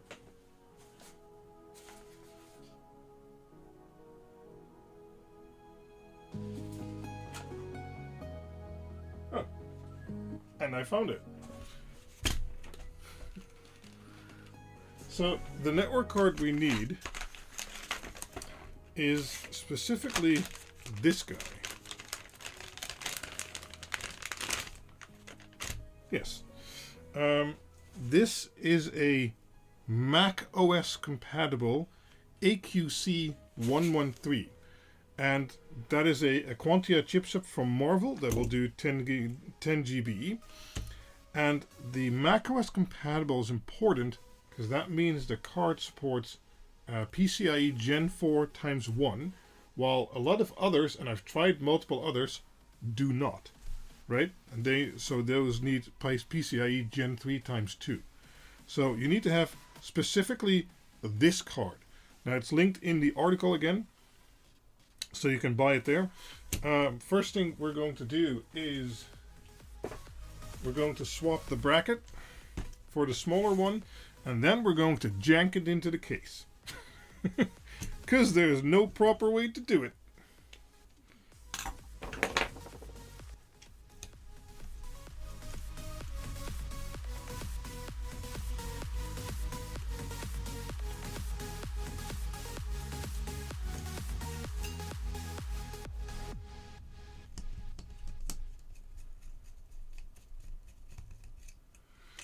Okay, so we take the big bracket off, put the small one on.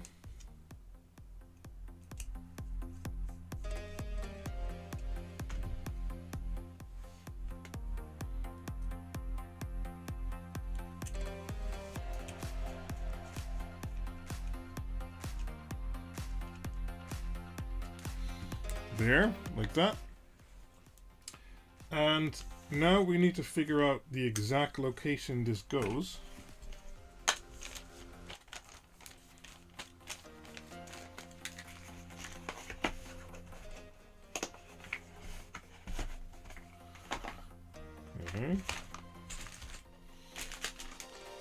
So if you look at the back of the case, you have these nice little ribs here, right?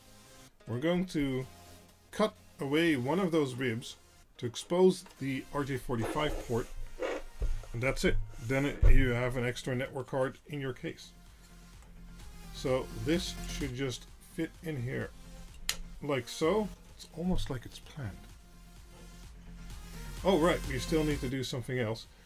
This one, well, of course, won't jive with that, so we actually need to bend that. Now that's not a problem. So you get, well, this one should do. And you put it on there like that. And you can pretty easily just bend it over like so. Right? Let's make it flat. Or at least that it doesn't protrude anymore with this flat side. So now we have a flat surface over here. Good.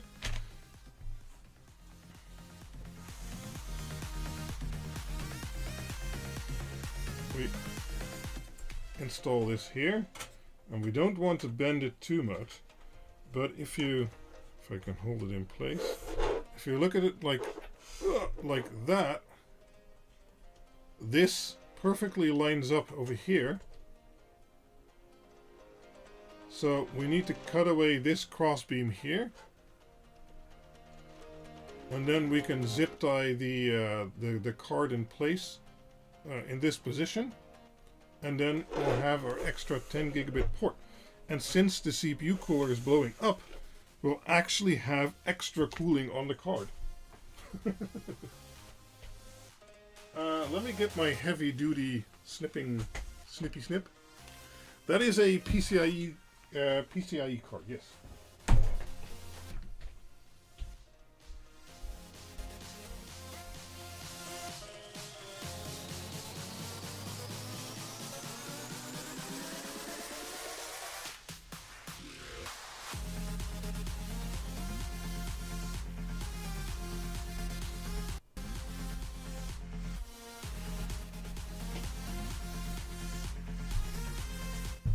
Okay, let's get the heavy duty tools out.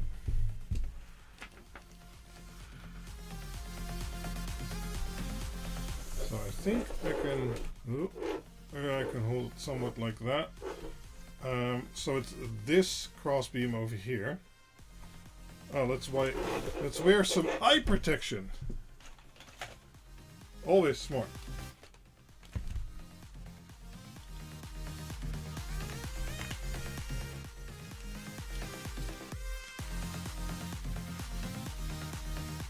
There, eye and ear protection. Good. Okay.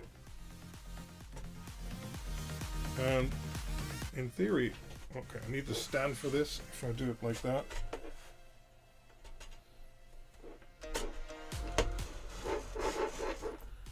In theory, I can just cut it.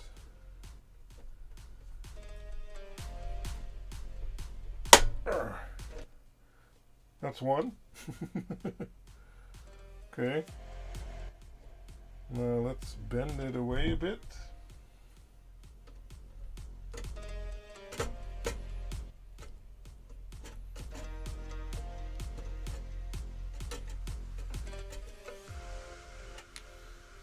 Like so.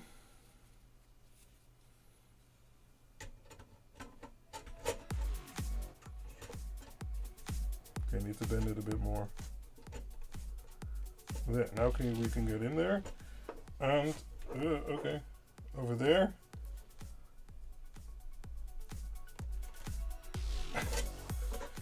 It's not snipping.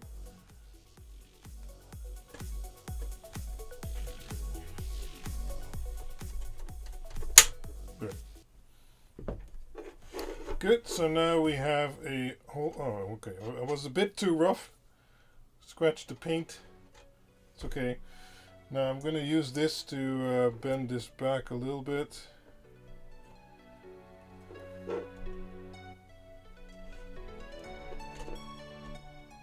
Okay, that should be fine. Let's get the zip ties out.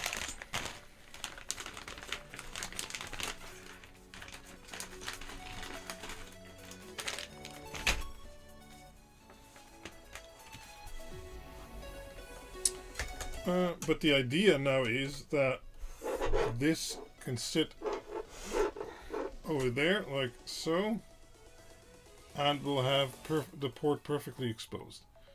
Yeah, I do need to bend this back a little bit.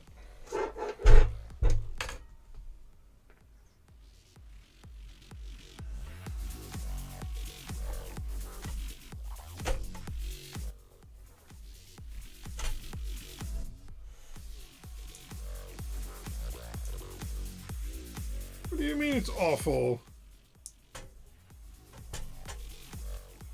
I did it awfully, that is true. But in the end, it'll be like almost factory.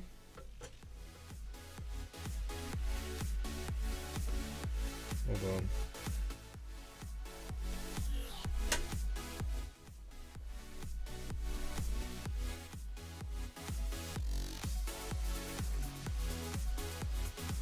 No, that should be okay.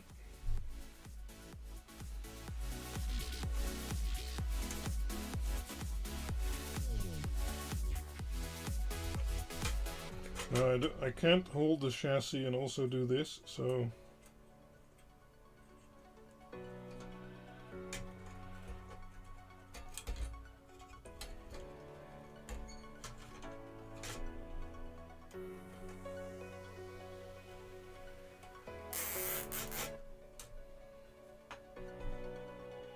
Yeah, the paint scratch. Yeah, well, it's on the back side, I mean... Could have paid more attention, didn't. Oh well.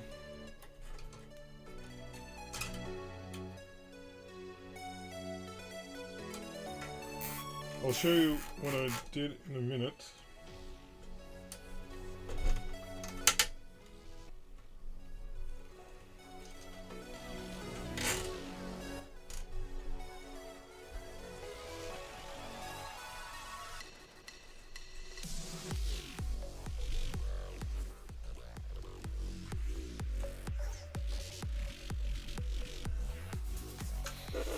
Okay, so right now it's positioned like that.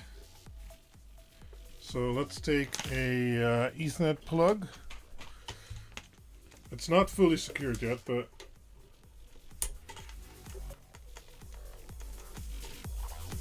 it's pretty good. Okay, there's one more zip tie to do.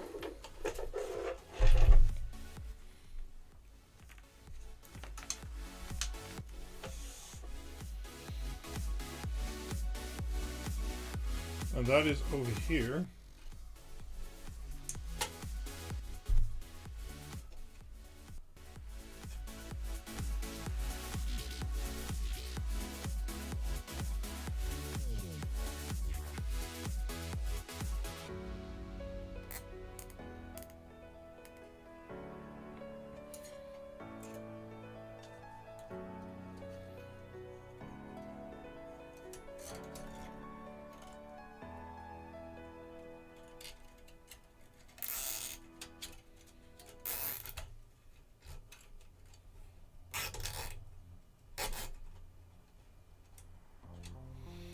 Kind of a anti-sag support, I guess you could say. This one shouldn't go too tight because you're squishing the cable over here otherwise.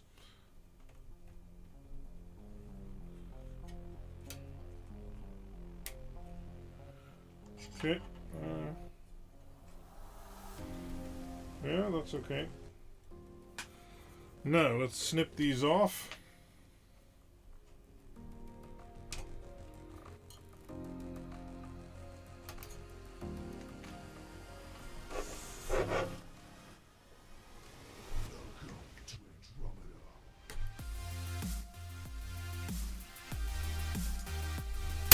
Oh.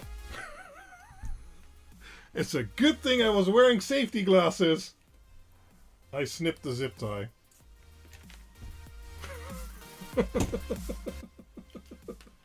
Oh, I smacked myself in the face. Okay. Let's try that again.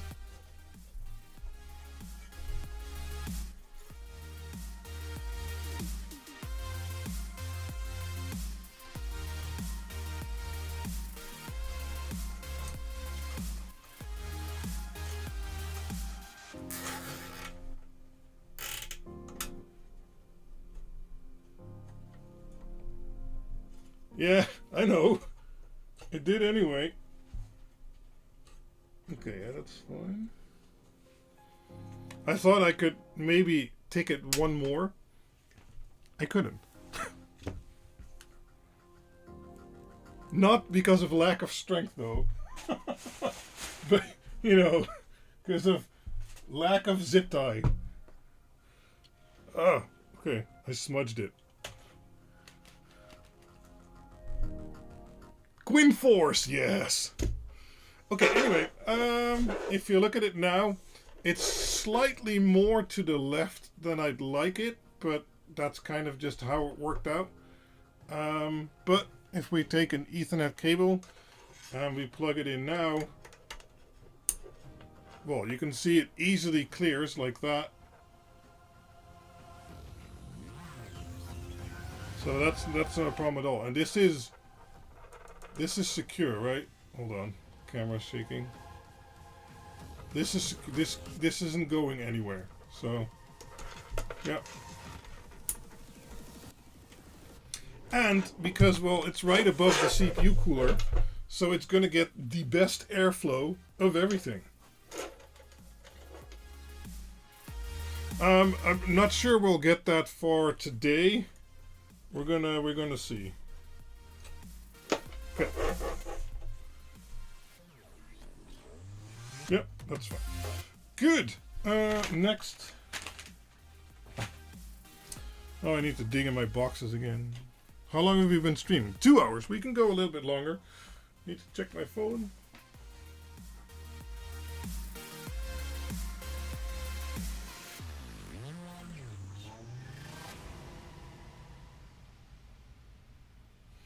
Okay, yeah, we can go a little bit longer.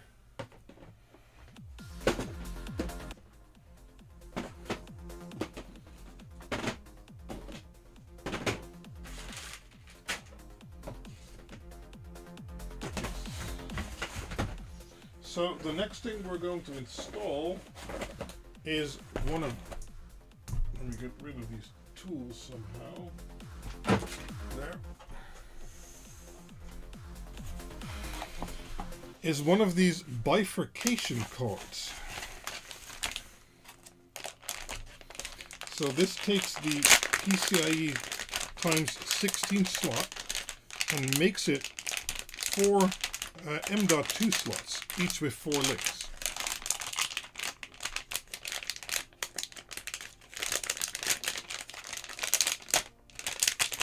Okay, there. Like that. So this is your PCIe times 16, and then you have 4 M.2 slots over here. I see we're missing one of the screw holes. Interesting. Are those soldered on? I think so.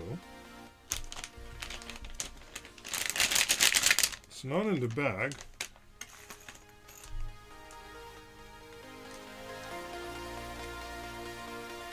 I don't know.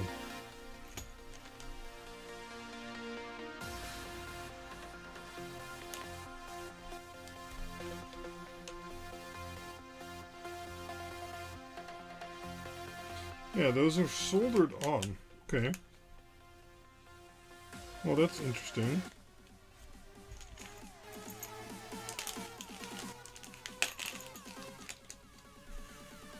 Yes, you can. Oh, sorry. You can still close the case because this zip tie over here, the case actually falls over this ridge. So this is an internal brace, and it has no problem clearing that.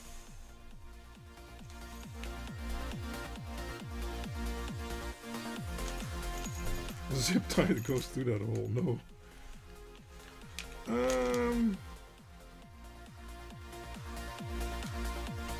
Well, that makes it kind of unusable, huh?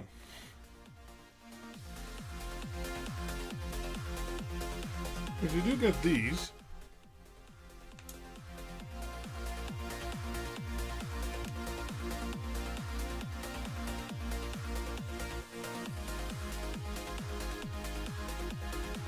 I those that are not supposed to go there, I think. Tiny nut on the bottom, yeah. Could this serve as the nut? Let's see, screw.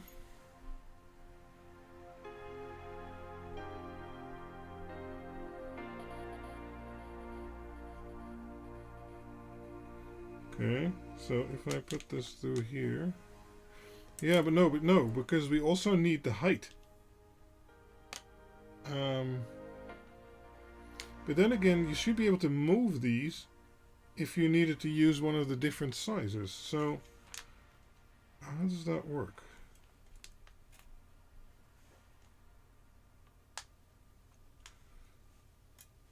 Now, this is too high. Huh. It's also not in the back, which is strange.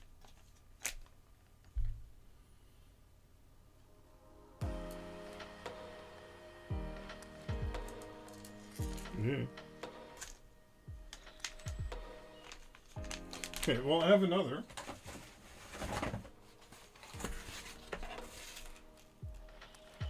I guess we'll use the other and complain.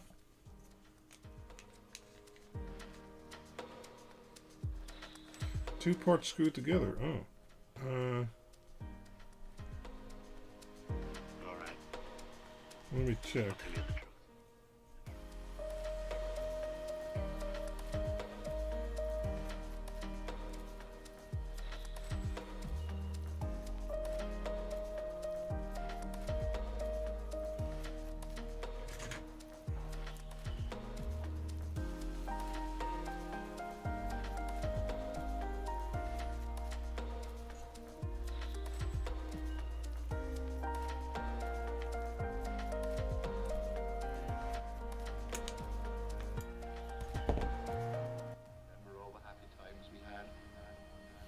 That go in M2 card slot. Yeah, but you need to be able to use these holes too, I'd say. But yeah. Very much alike. Yeah, I don't think I'm not able to twist this. I'm wrecking it. So how does that work?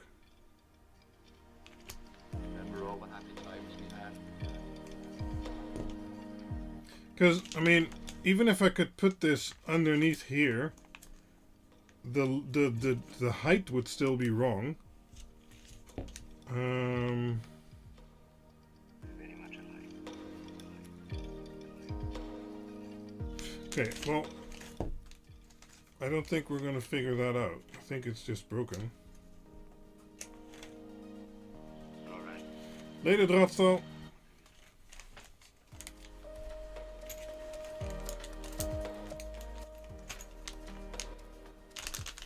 True, I have the plastic washers, but I also have another card, so for now I'm going to use the other card and then figure it out later.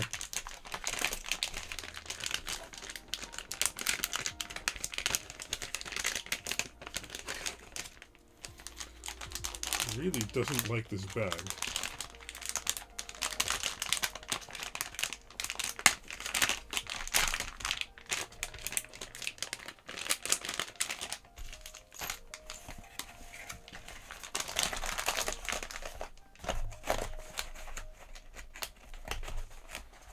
Okay.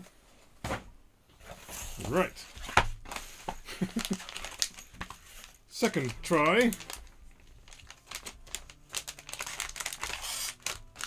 No, it's just missing.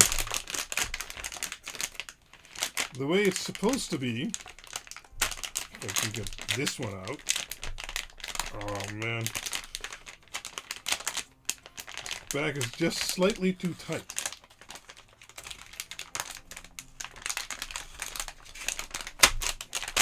There.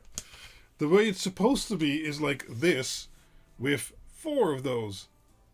Right? And there's nothing on the back. So they are soldered onto the front.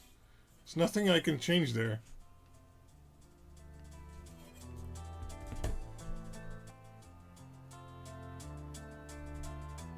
Now, we can do this on the table before we install it.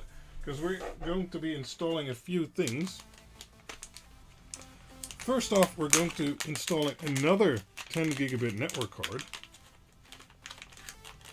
and that's this guy. That comes with a cable like that and two brackets. Now we need to, oh no, this is the right bracket. Hold on.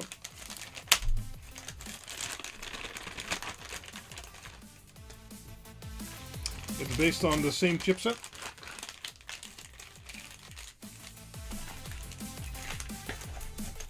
So that gives this build 2 times 10 gigabit and 1 times 2.5 gigabit. That's already on the motherboard.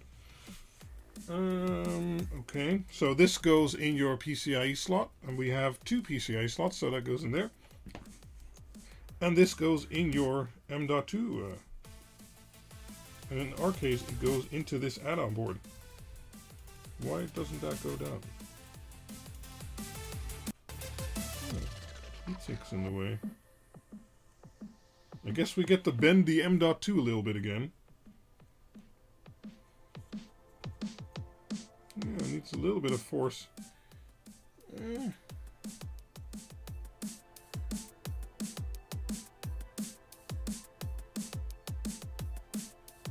well, we can make it work, I think.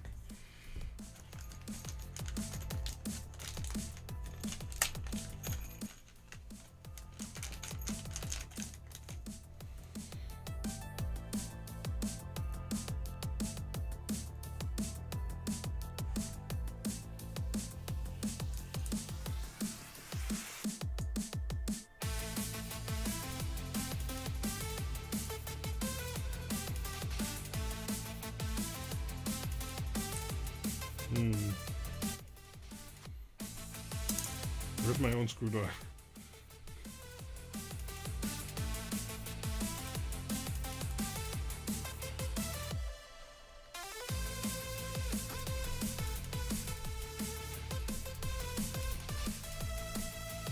There. So that's one card installed. And then we're going to install 2 SATA cards.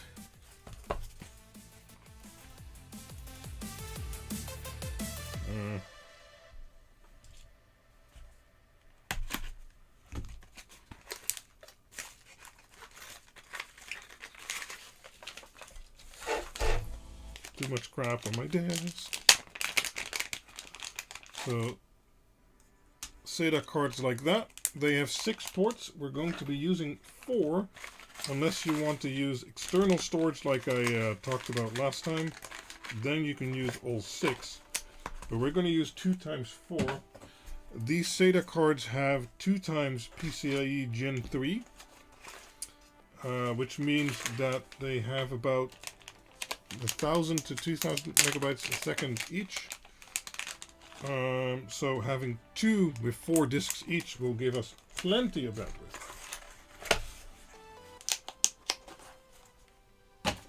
Too much crap in my house, I need a bigger house. Exactly. So we're going to put this one over here. And this one over here. Like that. Maybe, Emil Bart. It depends on how my system is going to work in the end, but we'll see.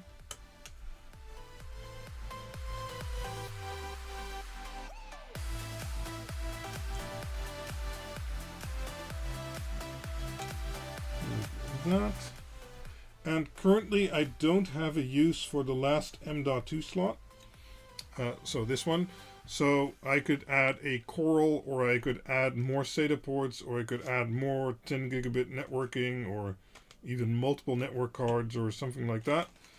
But currently I just don't know. I don't have a use for it right now. I'm going to put this screw in here.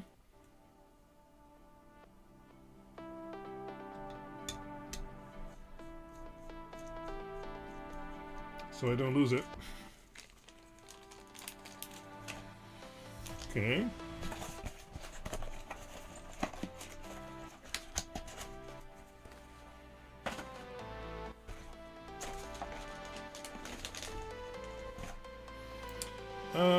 Let's see. If we take our chassis, we have our PCIe slot.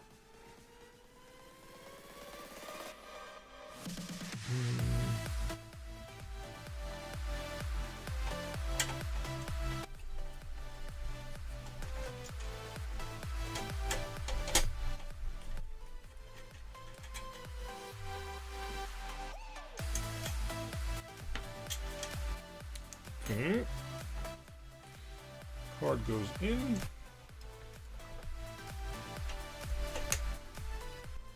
Like that. And then we can insert our little network dongle. But let's attach the cable first.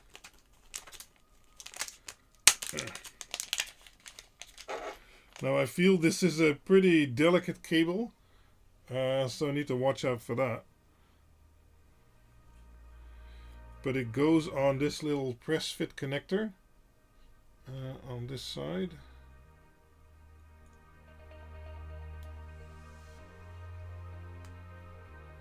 You can hear it snap. So that's snapped in. Good.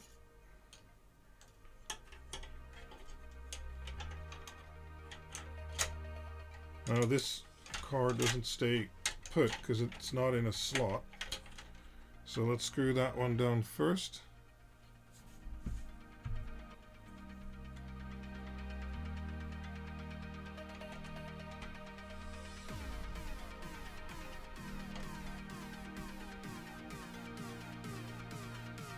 What? No, I don't want RAID cards. These are perfect HBAs, and I've tested them as far as being able to flash the firmwares of the disks and read out the smart statistics, etc. So they're perfect pass-through, which is exactly what we want. Okay, good. That is all securely in there. Now I can route this cable down here and attach it to...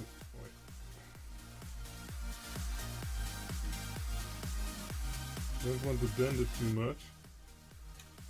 Attach it to the connector here.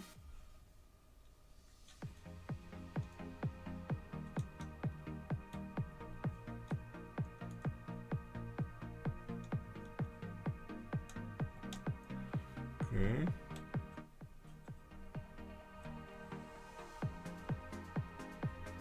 I think that's in. Good. Now I can route the cables here a little bit so it doesn't interfere with stuff. This SATA cable can now go on the back here and poke out the back. Good. And now we have our SATA cables, which we can plug in. Need to feed this back a little bit. And let's see here, port 1 is on top or on the bottom? Oh right, it had the completely messed up layout. Okay, well I'm gonna do one at the bottom, I don't care. Now these are reinforced, but still need to wiggle them in a little bit to not put in too much pressure.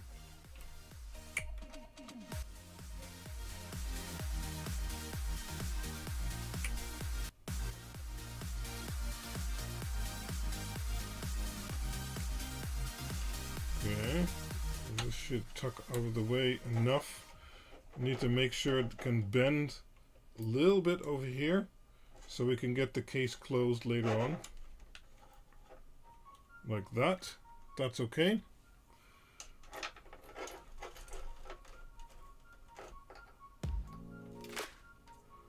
So let's do these in the same order.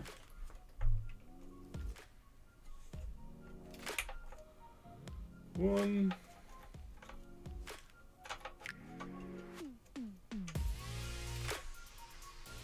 Two.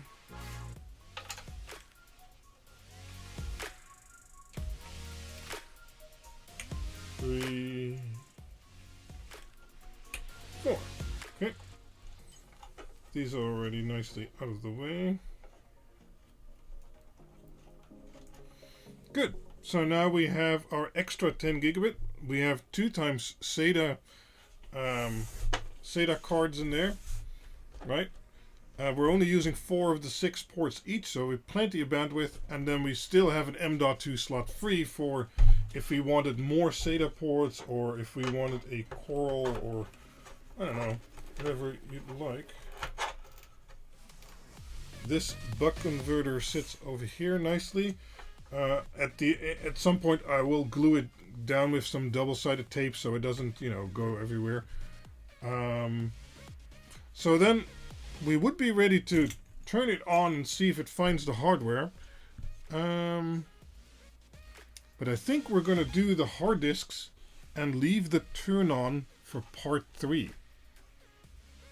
Isn't that horrible? You don't want redundancy. No. We're using ZFS, so we're going to do a RAID Z2, which is equivalent to RAID 6, but better. Okay, so for the hard disks, because that is really the final step in finishing this, let me get the hard disks.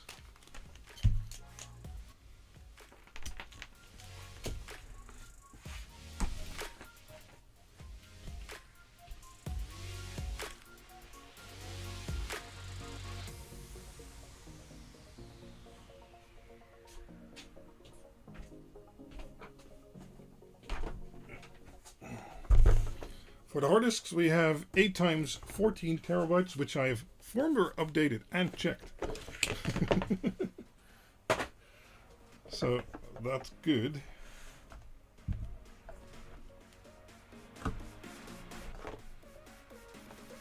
They are Exos X16s, 14 terabytes. And they are from my Chia project, which now come in handy for my actual storage that I need.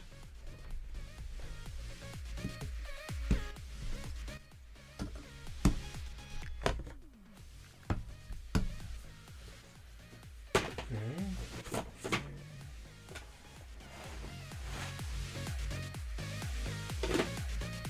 And the way that works in this chassis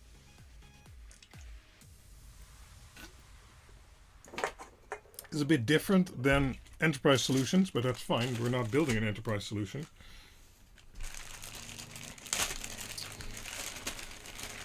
Whoa. Okay.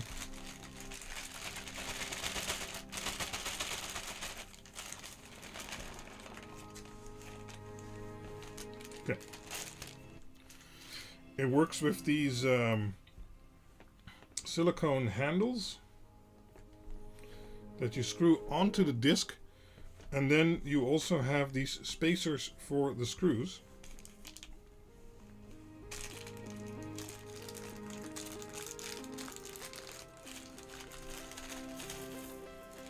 We're going to need all of those.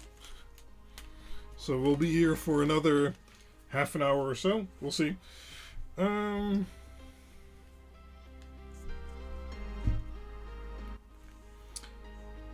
The way it works, I believe these have a bigger part and a smaller part, and I believe the bigger part goes on the outside and the handle goes on the front, of course. Hey, it's Dr. Z's.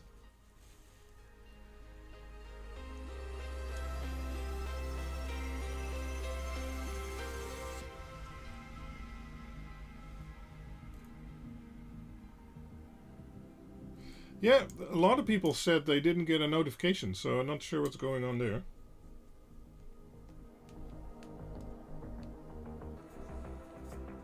I agree with Sylvester there, Henrik. RAID cards are kind of old-fashioned nowadays.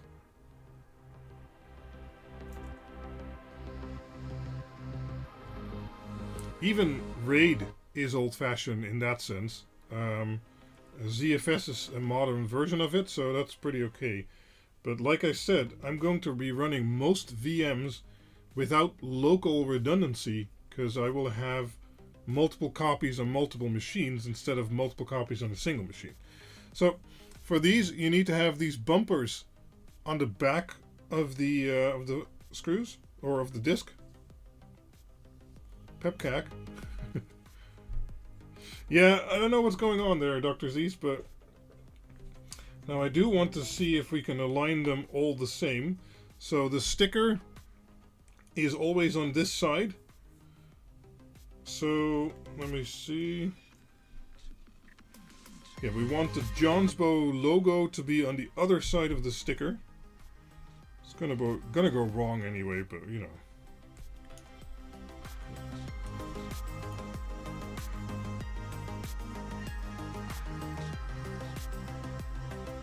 Yes, this is 8 times 14 terabytes.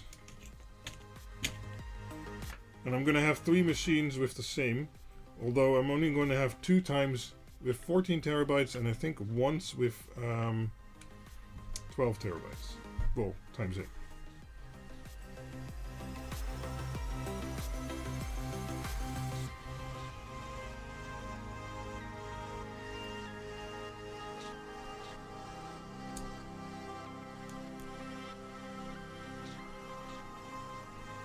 Yes, video files and ISOs.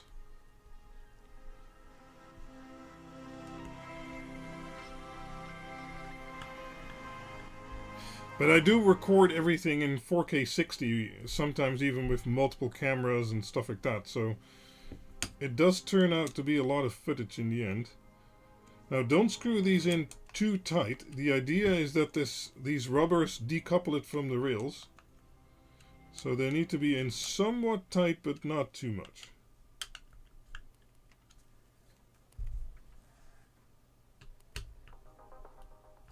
Yeah, but there's also backups on there and multiple copies of everything, etc. So if we take a look at the chassis, we can take out this this door here, and we have these 8 sleds, and now we should be able to take the disc. So hard to balance with one hand. Yeah, and we can push it in there, and in theory everything is now decoupled over those rubbers, and it plugs into to the back plane over there. Right, so there's connectors.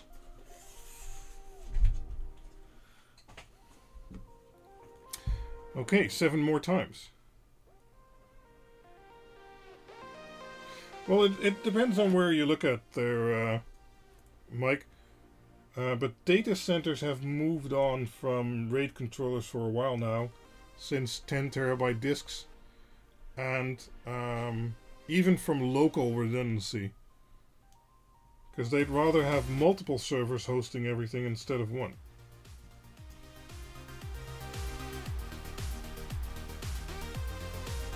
So then you can use things like erasure coding and things like that instead of local RAID.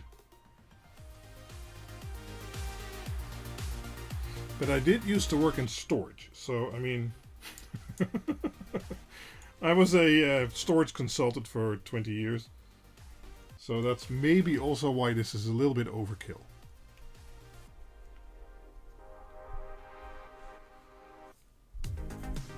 Okay, logo on the side without, okay, sticker.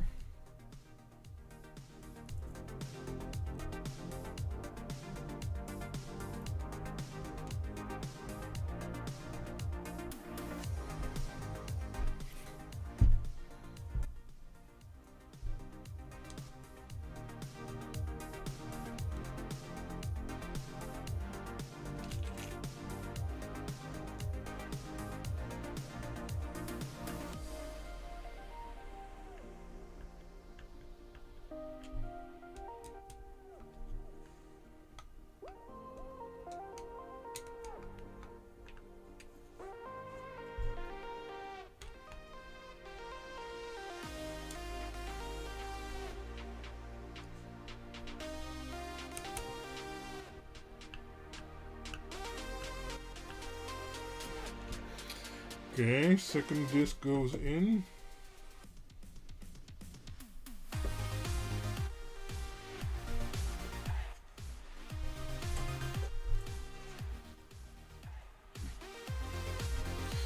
And next.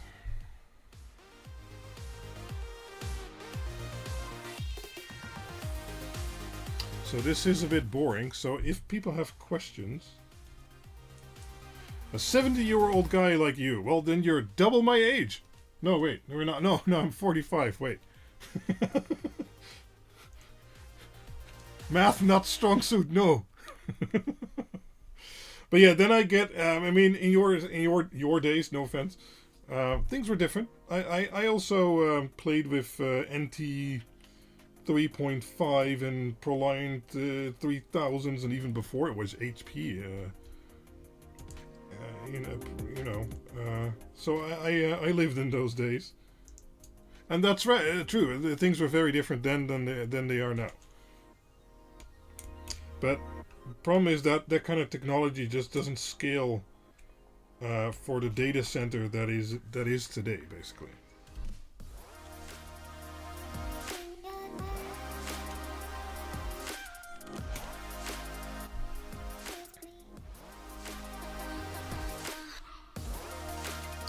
What made you change from storage to... Oh, wait, I need to check where the... Okay. Storage to LEDs. Well, it was kind of a double-edged thing. I started this YouTube channel for... Well, maybe some extra income, but more free time, basically, so that I could maybe earn a little bit of money through YouTube and articles and things like that.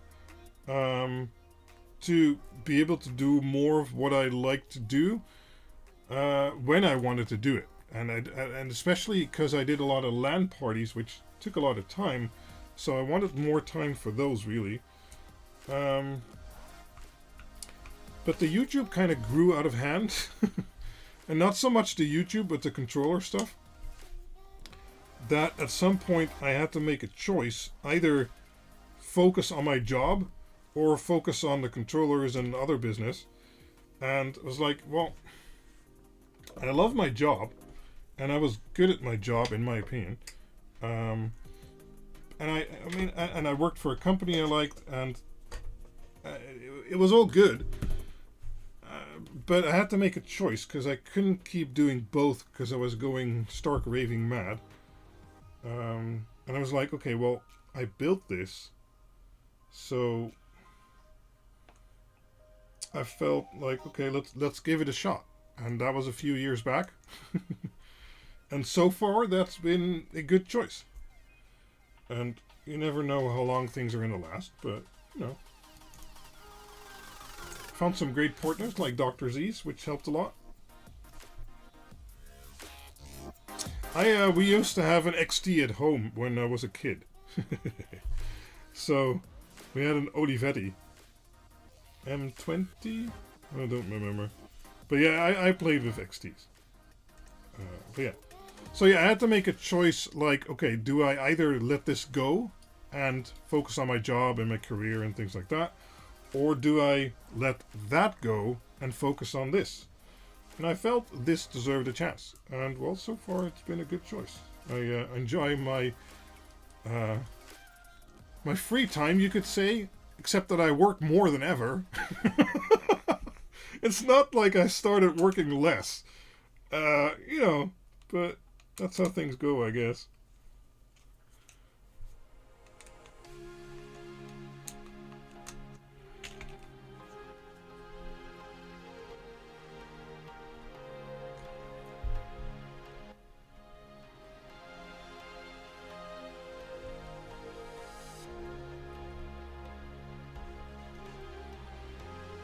Oh yes, Andrew. This year we're going to see 2, maybe 3 big introductions. If you stick around till the end of the stream, you will get to see what one of the first of those is going to be. The others I think I shared last week, so probably feels less like work. It depends on what aspect of it. Sometimes answering 20-25 emails a day, well, I like talking to people and answering questions and things like that and helping them out.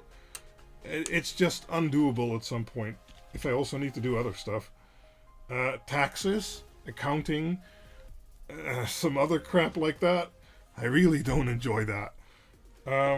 But it comes with, you know, the territory.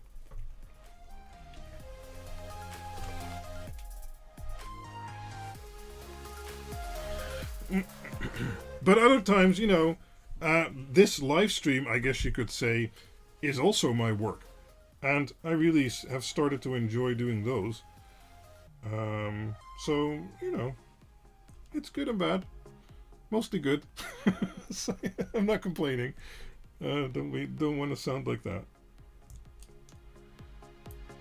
And it's rewarding, right? And my normal work was rewarding too, because I was a consultant, so I go to companies to either do complex installations or fix issues and troubleshoot and things like that. So I like doing that. But this too, I mean, seeing people happy with the controllers and their lighting setups and things like that, that's awesome. That's a big part of why I do this, so.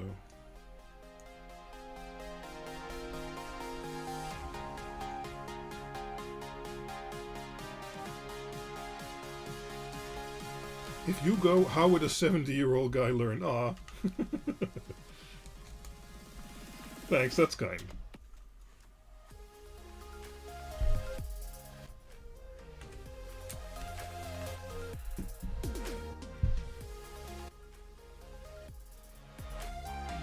So Adam Bell, my current servers all use LSI-based HBAs and Intel network cards, etc., etc. Old enterprise gear.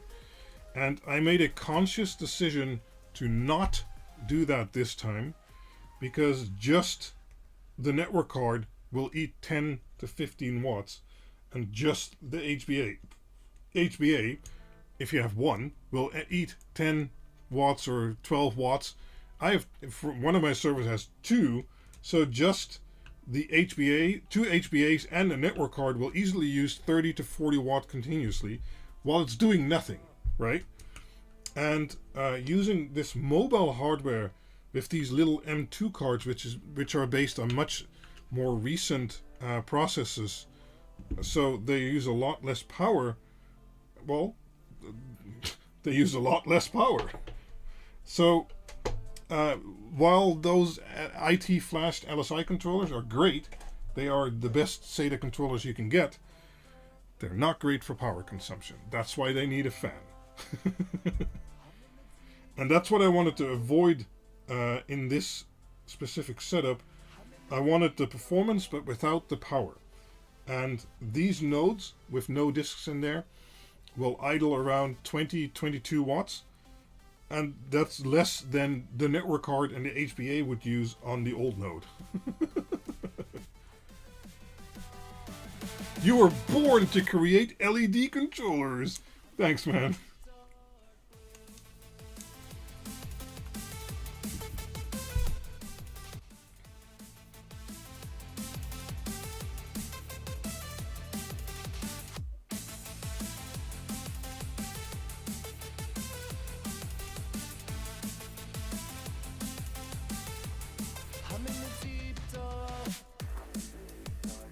Yeah, so these builds are very much high performance, but also energy and density, so they're small, optimized.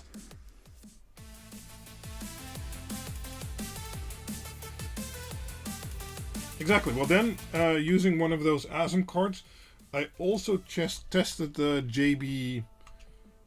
What's it called? The other guys, and I liked the ASMs the best. And as I said, I'm able to read all the smart information. I'm able to flash firmwares on disks, etc., etc. So for me, they are perfect pass-through devices. And with 4 disks on a single controller, and then 2 controllers, I've tested up to 4 in a single system. That works fine. But with 4 disks on 2 controllers, I'm able to saturate 2,000 megabytes a second scrubs from 8 disks, which is basically the max they'll go. So there's no bandwidth limitations there either. There's no port multipliers or other crap. Yeah.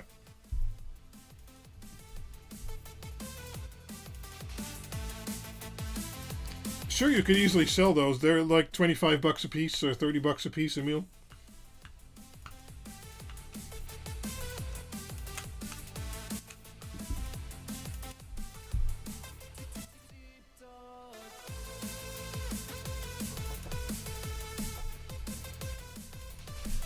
Now, if you want to do the same as I'm doing here with the PCIe card with the multiple M.2 slots, you need to make sure your motherboard supports PCIe bifurcation. So we're taking that times 16 slot and we're splitting that in 4 times 4 times 4 times 4. So we're splitting it in 4 times 4 instead of 1 times 16. And your motherboard needs to support that. Modern platforms do. But older hardware will have more trouble with that.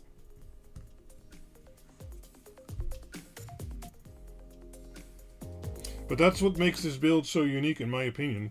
We have 6 M.2 slots, all with full bandwidth. So times 4, either Gen 4 or even Gen 5 for the onboard slots. And then we have an extra PCIe slot, Gen 4 times 1 for 10 gigabit card, so that's also unrestricted.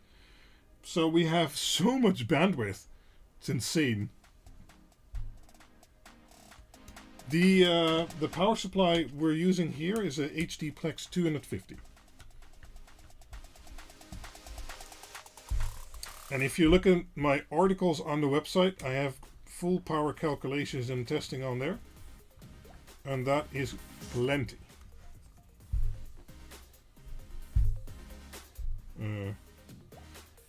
I did it wrong.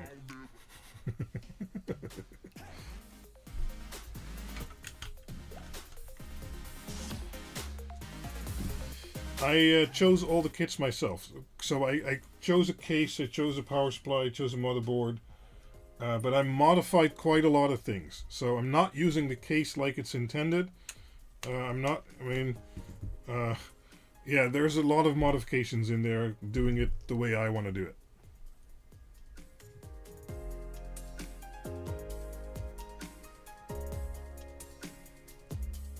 Yeah, though, that should shave off a few watts, but you need to be careful which cards you buy. The ASM 1166, I believe, has 6 SATA ports, but you also have others, if you have more, that will be done with a SATA multiplexer or switch, and that's kind of something you want to avoid.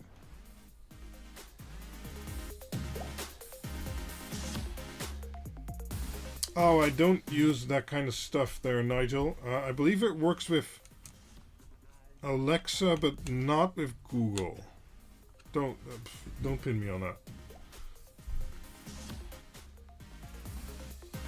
Okay. Almost done.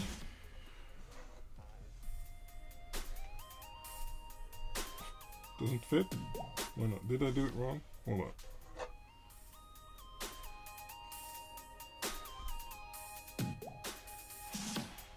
No, should be right. Yep.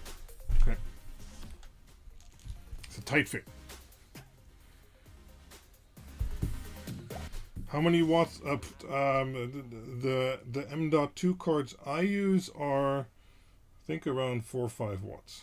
No, wait, 2 to 3 watts.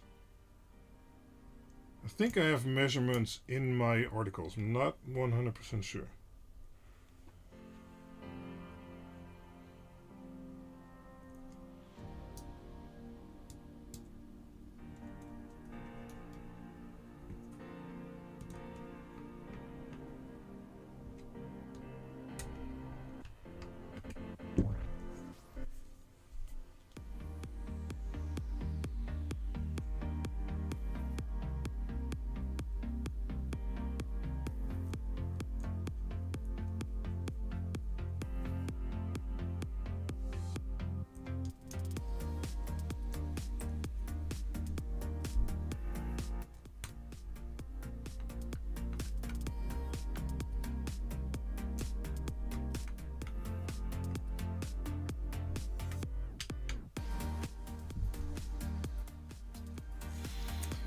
Okay, oh, you get 1 screw reserve.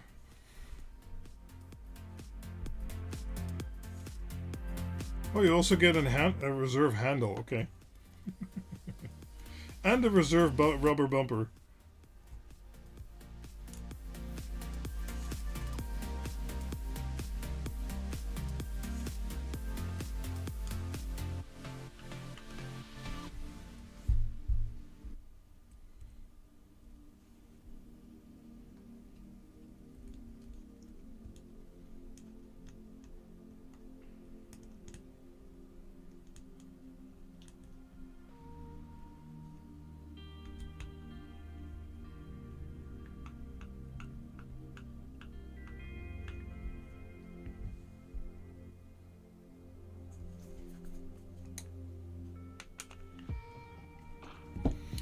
Okay, last disc. Ugh. It becomes really heavy with these discs in here. There. Okay. Whoa. Now the panel should go on again. I'll show you the handiwork, one moment.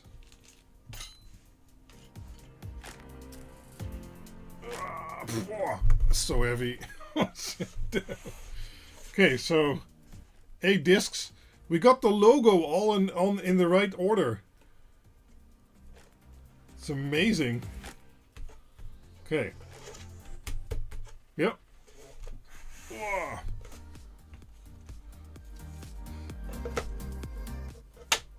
Okay, still snaps closed, that's good. So Dr. Z's, as you can see here, there's quite a bit of modifications going on with nice zip ties and, you know, that's how it's supposed to be.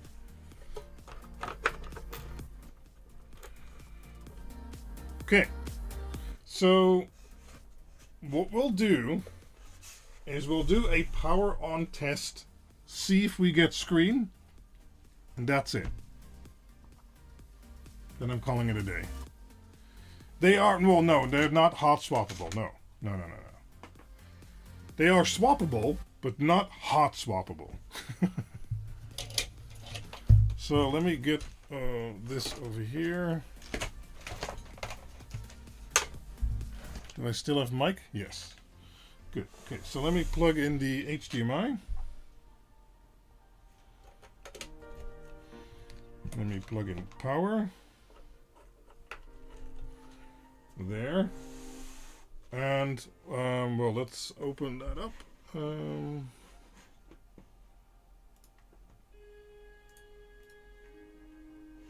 Okay, that's on auto.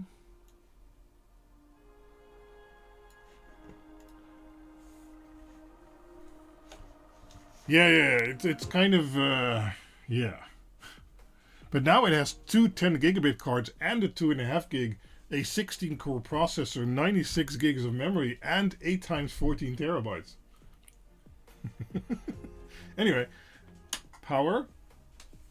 If I'm suddenly gone, you know what happened. Okay, no problems yet. I'll try and keep this on the screen a little bit. Let's hit the power button. Okay, fans spin up. That's good. Now, AMD platform always takes a little bit to do memory training. So let's wait for that. They're 14 terabyte each times 8.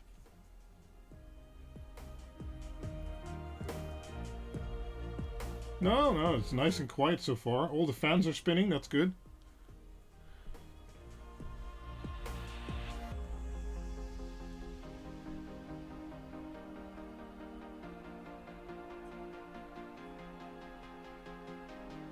It's drawing about 51 watts.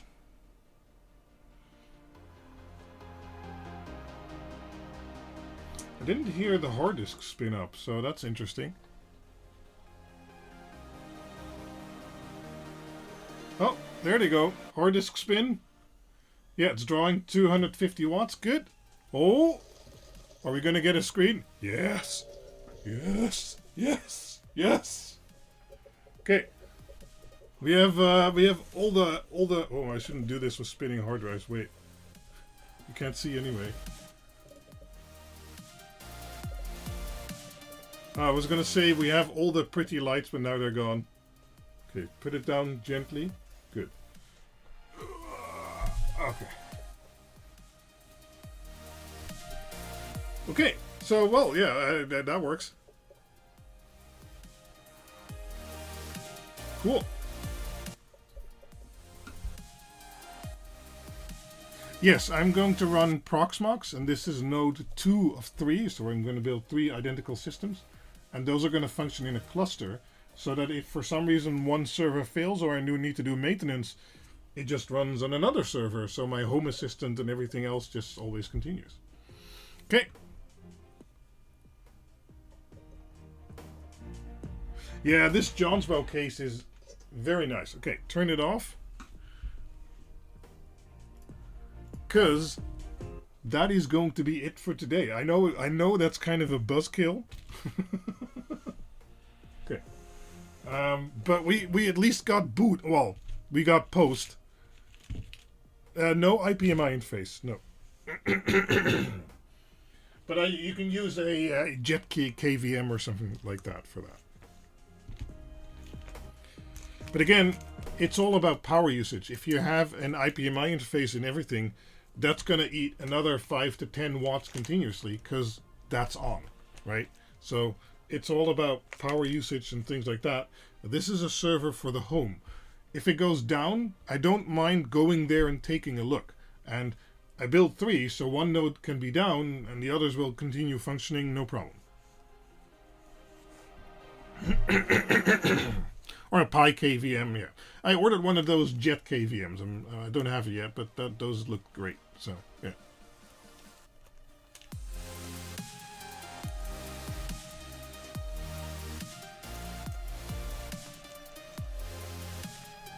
Cool, yeah. So I promised you a secret. What can I do that every time I sit at my desk, I don't deliver a shock to my computer? Decharge yourself first. You probably have a carpet, and you get charged from the carpet, and so touch like a doorknob or something like that to discharge yourself. I don't know.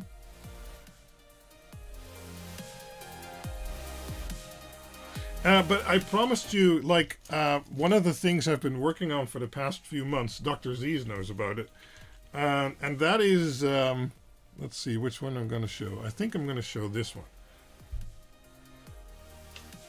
Oh, that was the BIOS, that was the UEFI BIOS. Yeah.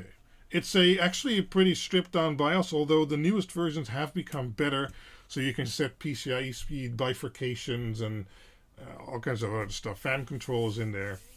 So I think it's pretty good. But back to LEDs. Finally, some LEDs. I'm working on this thing. And currently this has a prototype name called the Dig Next. And it's called Basic, but it's anything but basic.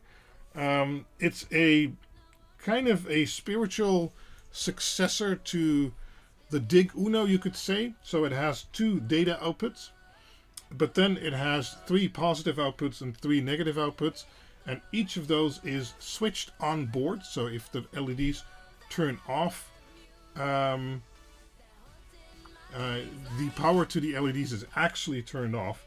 It still supports external relays, and it has 5 to 48 volt support, and it's basically a redesign with all new circuits and improvements across the board, I would say. So I'm not going to reveal too much about how that works and etc. But I'm really, really excited for this one, because it's going to be a really nice step up from the current controllers. Current controllers are great, but this brings some ease of use and ease of life improvements that I think are very much welcome. And as you can see also, it's a much more complex board to make things easier for you. So yeah. Okay, enough of that. Basically, it has built-in relays without a relay, yes. Because if you do relays, you will not have 48 volt support, and this does. It actually has auto 5 to 48 volt support, so it can drive all the digital LEDs out there. It has a redesigned level shifter stage. It's lots of features.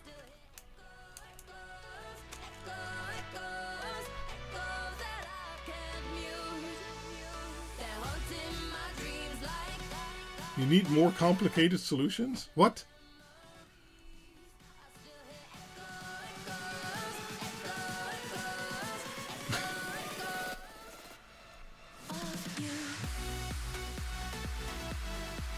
Yeah, so this is one of the things to come. You'll likely never see it in this form, because the idea is to kind of have it like the Dig to Go in a fully custom injection molded case. But we're still working on that part, and I still have one more hardware prototype to do. This is prototype number 2 already. But yeah, good things are coming. I mean, last week I showed you diff power. That's one side of the I want a central controller that does everything. And this is the I want a simple controller that works great just in this spot. So this year we're going to do both sides basically.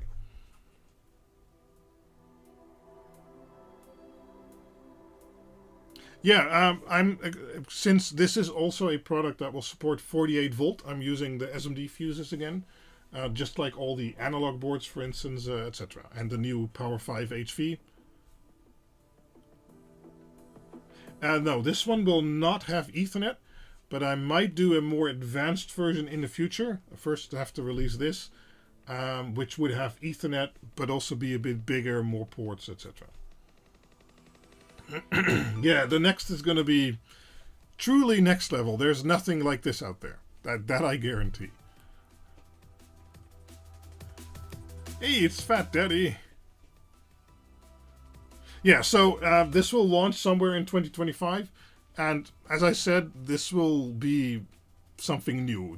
There's nothing even that comes close to it out there in regards to circuits and how it works and built-in features and things like that.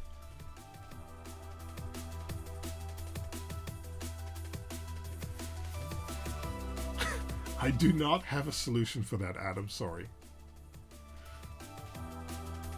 Well, make a practical solution. Like I did our lit up door number, and at first when I was working on it, the girlfriend was like, "Oh man, he's gonna put this on the outside of the house. It's horrible," and it's been there for a few years now. And every time someone's at the door, they're like, "That is so cool. Where can I get that?" And now she loves it.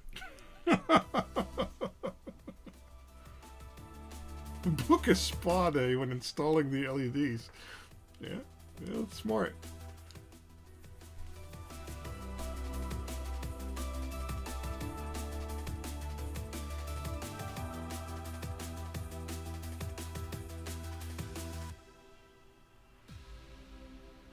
Okay, well, it's been 3 hours, so I think I deserve a break.